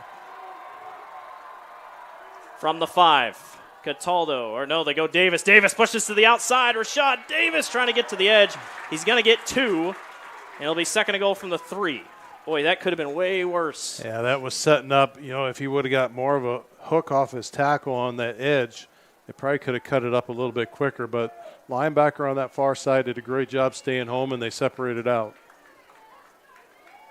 Remember, if the defense gains possession, the ball is dead. So if this is an interception, Southeast Polk can't take it back. The ball is dead right where it is. From the 3. Davis up the middle, works his way, pushing forward. And he maybe got a yard. Where are they going to mark this forward progress here? It's so hard to tell from over here, but. Looks like they're going to put him on the 2-yard line. 3rd and goal. Well, you don't want a field goal here if you're Dowling, but Southeast Polk thought the ball came out. It did not. They're going to mark him at the 2.5-yard line. Yep, 2.5. Just past the 2. Is it 4-down territory? Down inside the 2. Rashad Davis. What has he got? 3rd and goal from the 3. Dowling will check the sideline again. Boy, if you can go up 7, that helps you out a lot. 3 makes you a little uneasy. Davis, middle, pushing. Rashad Davis is close. They're going to say he's short by half a yard. And it's 4th down and goal. Boy, it looked like he had good push at our angle here, but. Oh, Dowling's going to go quick. Dowling's going to go quick. They want to make this thing go quick. Southeast Polk has to get a stop here if they want to hang on. Cataldo's under center. Cataldo pushing over the pylon. Touchdown, Dowling Catholic. They say short. Is he short? Nope. No, they mark it. Touchdown. Line judge, just go ahead. I didn't even see where the ball is, but they're going to say he got it. Boy, the whole Southeast Polk coaching staff thought he was short. Do we have a replay on that? Yes, we do. Take a look.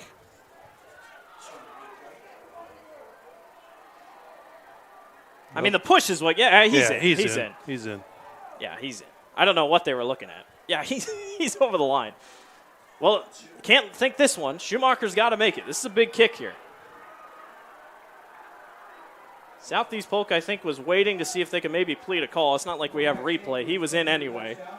So here we go, trying for the extra point. This is crucial, just as much. If Southeast Polk can get a paw on it. Snap on the way. Schumacher puts it through calmly. 24-17. Dowling Catholic strikes first in overtime, and Southeast Polk has to score to keep this thing going. Well, you just called overtime game last week, Grinnell and Benton, and that one, something happened that most people think is easy, and I say that on the kick. Benton scored after Grinnell had scored. It was 21-20. Benton missed the field goal. Yeah. Game's over. Bounced it right off the front side of the post, and it was it. And it was the odd side of it was I made the comment, well, we got to do the easy thing and just put the ball through the hole. You say it's easy, but it's high school, so you just got to think. Here's the thing. The Rams have been so good in the red zone. They're just quick. They can make quick throws. Dowling's going to be really, really pushed here to the edge. It'll be 1st down and 10 for Connor Mobley in the backfield. Don't forget he can run. Could be an issue as well. Dowling didn't even go to the air on that first set of overtime. 1st down and 10 for Moberly. Here comes the blitz. Connor forced out. He'll throw to the end zone, and it's incomplete, way out of bounds. Boy, Dowling said, we're going to send the blitz, and Dylan Manning was flying off the edge. Yeah, I think it was coming a lot faster than Mulberry even thought would be coming at him. A huge, huge play. And it's 2nd down. When Connor has been forced out, that's where things have gotten tough. But C.J. Phillip is back in the backfield. I don't hate that he's back there. He's been so good tonight. Moberly will wait. Dowling wanted a call. No, it's a false start.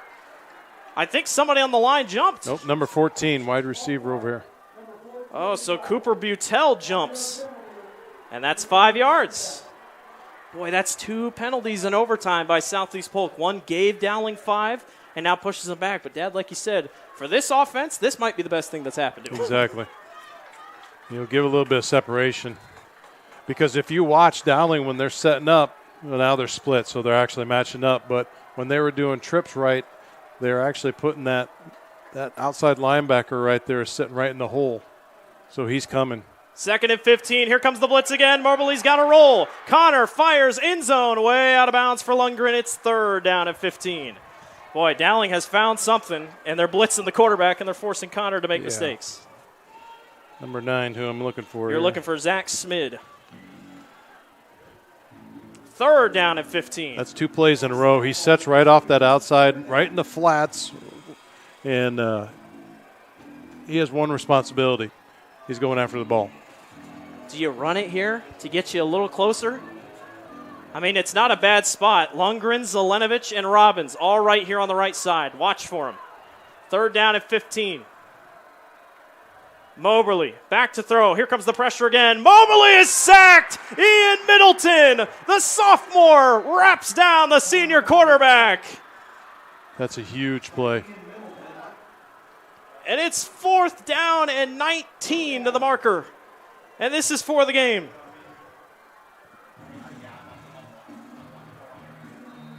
Dowling's almost got half their team on their knees trying to prepare. Timeout on the field. Oh, my gosh. What do you say in the huddle? Because you can't hold. You cannot hold. You cannot hold. You can't draw a pass interference right now. You just can't do it. Well, right now with Southeast Polk is trying to spread that whole line out. Take a look at the replay here. Watch Middleton right here. He's standing up at end position. Oh, what a move. And see, Schmidt's right back there too, so they're both putting so much pressure coming on there that Mulberry doesn't know what to do. And I'm sure that as they're sitting in this, they're either going to have to pull and go with either a twin set or a single set and try to get some coverage for him. And then your next step would kick Phillips out and try to get a short pass that he could put his legs underneath and get a touchdown. Carson Campissi was the one that was at left tackle that got beat by Ian Middleton. Boy, he's just a sophomore. You have 4 sophomores on this defense for Dowling Catholic. Well, this is it. This is for the ball game. Southeast Polk hasn't lost in over a year. When they lost to Ankeny late in the season, they went on to win the they went on to win the state championship. They're trying to keep their undefeated season alive. The winner of this game gets number 1 seed in the postseason. It's coming down to this. Zelenovich in motion. Moberly will wait. It's officially 18 yards to the marker. Moberly, 4th and 18. For the tie, over the middle. Touchdown! Sam Zelenovich! What a well-executed play. He burned his man over the top. Come right back here. Look on it. So they're going to run that slant that they ran so well in the whole first half. He kicks right out, and it's touchdown. Hunter Chanthapon will attempt the extra point to try to tie it and send it to our second overtime. It was 4th and 18. And a timeout is called by Tom Wilson. I mean, you might as well. You got one timeout. You might as well use it. Put out your best special teams team on defense. I'm looking at all the cars that are sitting over here. I can't tell if they're... You told me about the traffic jam when I'd leave, but I was trying to figure out what are these people doing? They're not moving, though. That makes me think that they're just waiting to pick people up. But, oh, my gosh, why would you leave this game? I'd say there's still quite a few people here the way these stands look. We got an upset in Valley. Valley defeats Ankeny 24-23. They kicked the game-winning field goal. And the Tigers keep their playoff hopes alive. Unbelievable. What a night in the CIML. You can't ever put Valley to bed. No. Gary Swenson, never. So here we go. They will attempt the PAT. Got to make this. We saw it last week, or you saw it last week, in the win for Grinnell over Benton. It's not easy. Hunter Chanthapon will line this thing up. Low snap. Kick is on the way, and it is right down the middle. We're going to overtime number 2. We'll take a break. You're watching the Central Iowa Sports Network.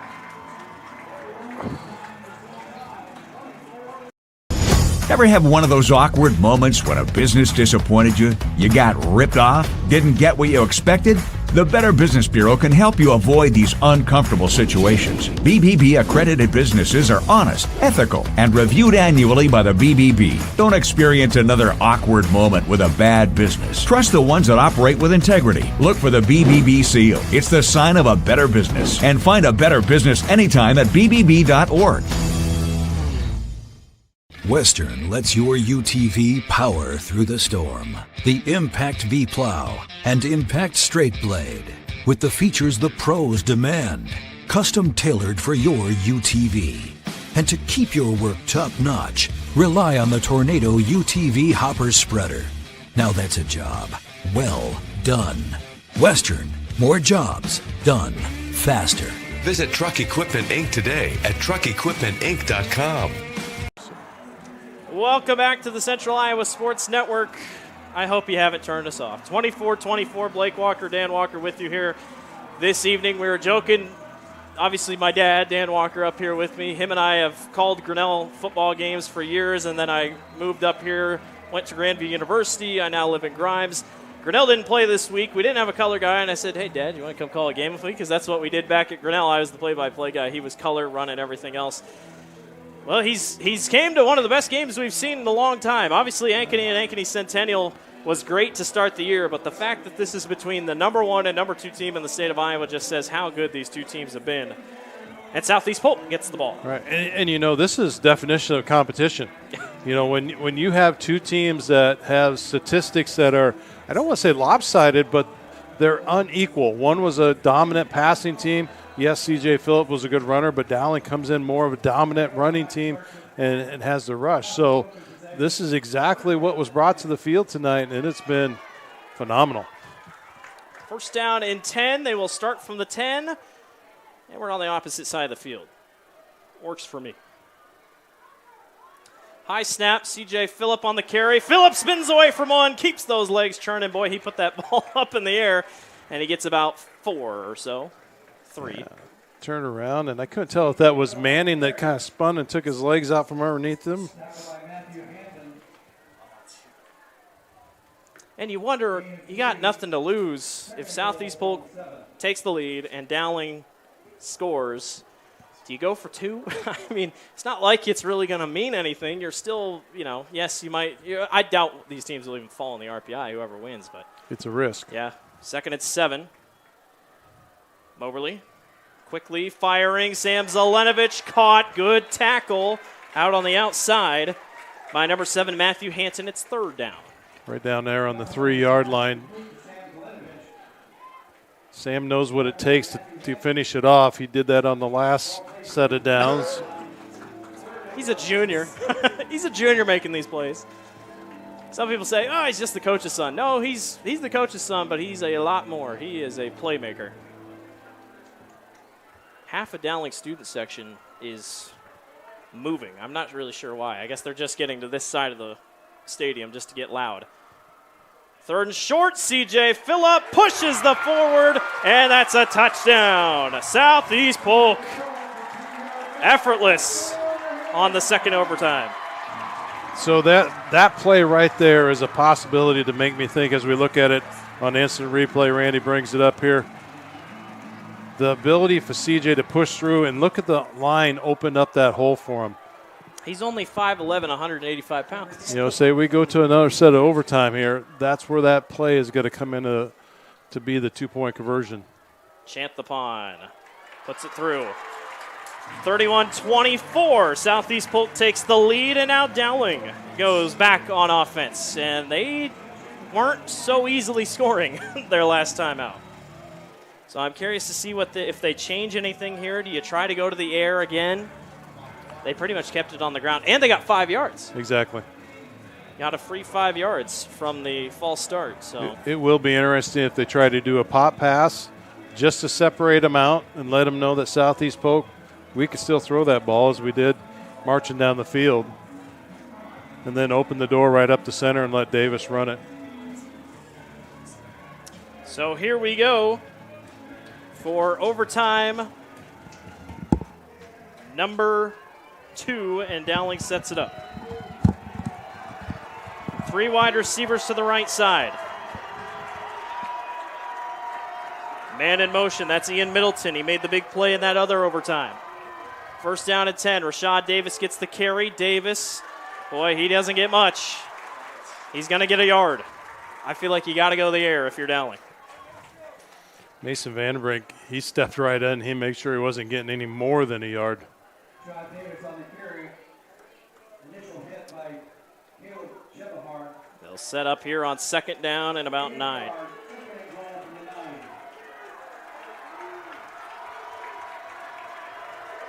Three wide receivers to the right again. Cataldo back to throw. He's going to go one-on-one to the end zone, and he overshoots his man. Overshoots his man, Will Leifker, and it's third down. That thing wasn't even close. Yeah, the bad thing was for Southeast Polk is Manny Gay was beat. Yeah, and that's such a height advantage. I mean, Leifker, I don't have his height here, but, I mean, he's got size on him, and he went right out from the tight end position. 2 more plays guaranteed for Dowling. Third down. Middleton in at fullback. Rashad Davis is the back. Only 2 wide receivers. They go handoff. Davis up the middle, makes a cut in tie, or gets them within 1. Touchdown, Dowling Catholic. Okay, well, we saw him in his open field. There's his moves right there. Yep, that definitely, he answered some questions right there. He's going to jog right back to the sidelines and set back up with his offense. He didn't even wait. Let's check out this instant replay. You can see he actually makes the inside cut and bounces off that far side tackle. You know, it's just great back awareness and knowing what's going on. It's not over. Schumacher's got to make the field goal. Snap, hold. Schumacher's kick is good. 31-31. We're going to the other side of the field, and we're going to overtime number 3. We'll step aside for a quick second, and we'll be back. You're watching the Central Iowa Sports Network. Trucks are arriving daily during Schottenkirk Chevy's Truckload Kickoff event. Over 1,200 vehicles. WaukeeChevy.com. Inventory changes hourly. Don't see exactly what you want? Build, price, and order direct from the factory. To better serve you, we've doubled the size of our service department. We need more team members. Go to WaukeeChevy.com to see our job openings. The Truckload Kickoff event. Find new roads to Schottenkirk Waukee Chevy. WaukeeChevy.com. Iowans are working hard, but high prices make it even harder to keep food on the table. Record numbers need help. Your neighbors, your friends, your community. Stopping hunger starts here. Welcome back to the Central Iowa Sports Network. Number 1 Southeast Polk and number 2 Dowling Catholic. 2 overtimes was not enough. We're going to number 3, where here it should just be 2-point conversions. The rest of the way, it almost turns into college football. We appreciate everyone for watching tonight. Blake Walker, Dan Walker with you here. Aaron and Justin on camera. Randy, our producer, putting in big work tonight. Oh, catch your breath. He's definitely, Randy's getting the instant replay machine running. Yeah. We've had a few of them tonight. Well, this is simple. It's 2-point conversions. They will set it up. Nope, what are they doing? Do we just go again? All right, so we go again. Overtime just continues. It's 4 downs again. So that's my apologies. It's not over, or it's not. You have to go for 2 now that you score. So this goes back to the kind of college overtime. No more PAT. Yeah, so no more PATs. You got to go for 2. That is my fault. Miscalculation there. Cataldo back to throw. He's going to fire short outside. He misses man Trey Wilson. He was wide open. And Cataldo overshoots. That's twice here in a row he's gone a little too much on his throws. And that's a good look. That's basically a flip-flop play of what they ran down the field with, because Trey was looking on the out and hit his feet on the sideline, but the pass was not there. The second down and 10 from the 10. Now it's reminding me how much I miss old college football overtime rules. The 2-point conversion thing's just never been it for me. Just a clown show, just going back and forth. They'll play it out. Still 4 downs, and then you got to go for 2. Cataldo, play action fake. He's going to fire short. This is caught upfield. Curtis Horace. Horace keeping those legs churning. Gets up to the 6, and it's 3rd down and 6. I don't like this spot if I'm Dowling. I think I'd want to be a little bit closer. And do you even go for a field goal with the way Southeast Polk's offense has been playing? No, you have to go. An all-time game here tonight. That is for sure. 3rd down from the 6. Ian Middleton is in at fullback. They got one wide out. That's Hank Brown. On 3rd and 6, they'll fire end zone corner. Incomplete. I thought it was picked off, but really tight coverage, and it's 4th down. What does Dowling do? That was close. Andrew Schumacher is standing at the sideline. Dowling will kick. They'll take the 3 points, and it'll be up to Southeast Polk's offense, who really has not looked like they can be stopped. And we'll see what the Rams can do here, or Dowling can do. Schumacher runs on late. What a stop by Southeast Polk. Dowling's offense has just kind of seemed one-dimensional at times, so it's been easy for the Rams. And you know, it's not an easy. It's a 23-yard from the hash. You're under pressure. Schumacher, kick is up, and it is good. 34-31. It's simple for Southeast Polk. Touchdown wins the ballgame. And you can still kick a field goal and send us to another overtime. But Southeast Polk, you can just tell by the language on the field, they're pretty excited because they think they can punch this thing in, as they have done all night long. Boy, remember when it was 17-17? I was like, oh, we're going to be in for a low-scoring affair, and then we get crazy and we go to overtime. We're in our 3rd overtime here. It's an interesting take. You don't see too many scoreboards say that it's the 7th quarter. Yeah. 7th quarter, here we go. As both teams sit here with each timeout in their pocket if they need it. Boy, if I'm Southeast Polk, I think this is C.J. Phillips' ball game. I don't see – it might be too risky to go the air. I just feel like you've been on the ground well so far tonight. But as they did last time, you know, I think you almost have to pass once to show them that we can still pass the ball. Yeah. No, absolutely. But like I said, with Phillips, the way he was running. Well, this is it. Touchdown wins the game for Southeast Polk. Zelenovich in motion, 3 wide receivers. The ball was snapped. Moberly keeps it. Moberly is brought down. Oh, I don't even know how that play worked. Yeah, Moberly didn't even know the ball was coming. Yeah, it looked like a quick snap. He still got 2 yards. Made something out of nothing there. Take a look at the replay. He wasn't even ready for it. It was a handoff to C.J. Phillip, and Moberly still made a play. The Rams are 7 yards away from another win. They'll hold back. They got 3 wide receivers here to the right side.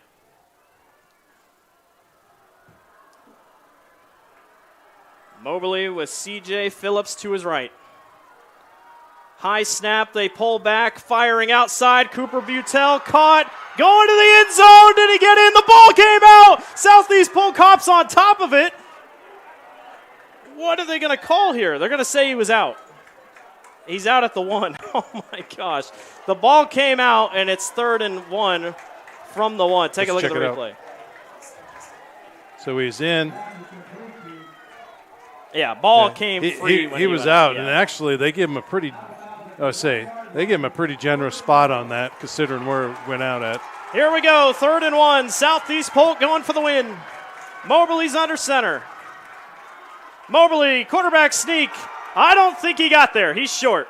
He is short, and it's 4th and 1. One more push. Southeast Polk wanted a late hit. No flag was thrown. Oh, there should have been a late hit. Yeah, that was a run and jump in there. He's short, and it's 4th and inches. It is 4th and half an inch. The way they're stacked up there, I thought I was going to see a Chuck Long bootleg out and run the ball in, but here you go. This is for the win. Moberly under center. Quarterback keeper up the middle. I don't know if he got it. He reaches it across. Touchdown, Southeast Polk. The Rams hold on. What a game. A last-second pull across by Connor Moberly wins it for Southeast Polk, and Dowling is not happy.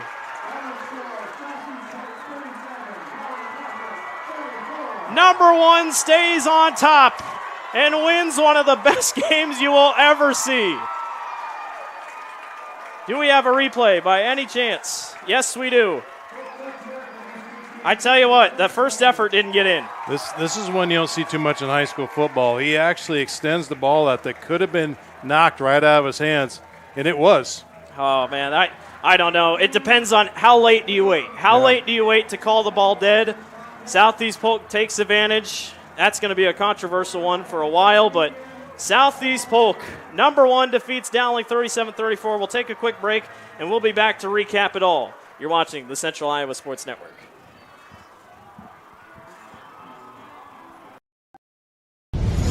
Ever have one of those awkward moments when a business disappointed you? You got ripped off? Didn't get what you expected? The Better Business Bureau can help you avoid these uncomfortable situations. BBB accredited businesses are honest, ethical, and reviewed annually by the BBB. Don't experience another awkward moment with a bad business. Trust the ones that operate with integrity. Look for the BBB seal. It's the sign of a better business. And find a better business anytime at bbb.org. It's our fall savings event now at DeYarmond Automotive Knoxville. Selling all new Chevy, GMC, Chrysler, Jeep, Dodge, and Rams. Incredible savings on the new Chevy Silverado and Sierra 1500. Save big on new Chevy Equinox. Get up to $10,000 off MSRP on new Ram 1500s. New Jeep Gladiators up to $10,000 off MSRP. And new Grand Cherokees with 10% off MSRP. It's the fall savings event at DeYarmond Automotive Knoxville.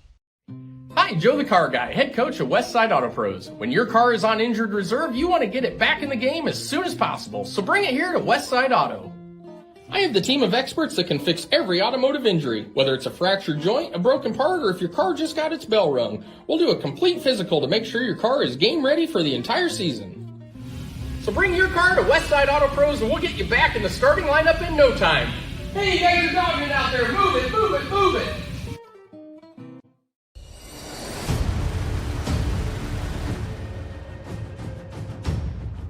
Hey, you two, we all want to be winners, right? The winning drive comes from choosing unleaded 88, a cleaner burning fuel made from corn.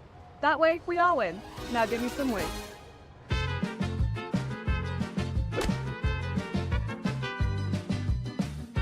That's the winning drive. Now let's go get some tailgating snacks.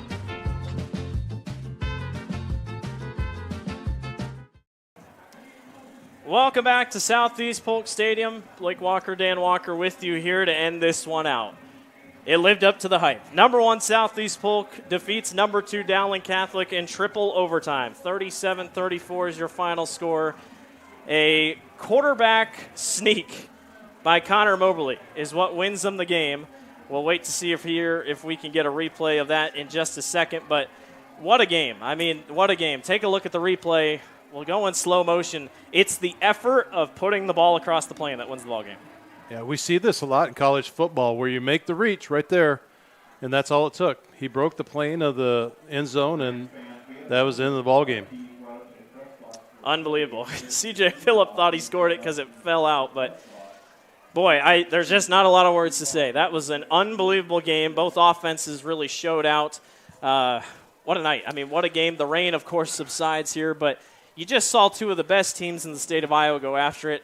It'd be a crime if we don't see these two teams in November. And, you know, ironically, as we look back at a game 3 weeks ago of Johnston and Southeast Polk of a 38-35 ball game, and tonight we're walking away a 34-37 ball game. 3 times this year, Southeast Polk has won by 3 points at home. And, you know, when it comes down to saying on that state championship road, what's going to make a ball game or what's going to make a team be in a ball game is that they can finish the game. Yeah.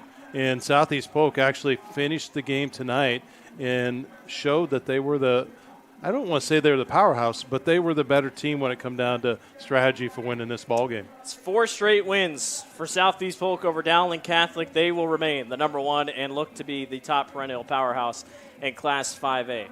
For Aaron and Justin on camera, for Randy Nielsen, our producer, he's Dan Walker. I'm Blake Walker. We thank everyone for watching tonight. Southeast Polk, number 1 Southeast Polk, defeats number 2 Dowling Catholic 37-34 and triple overtime. Have a good night, everyone. We'll see everyone later.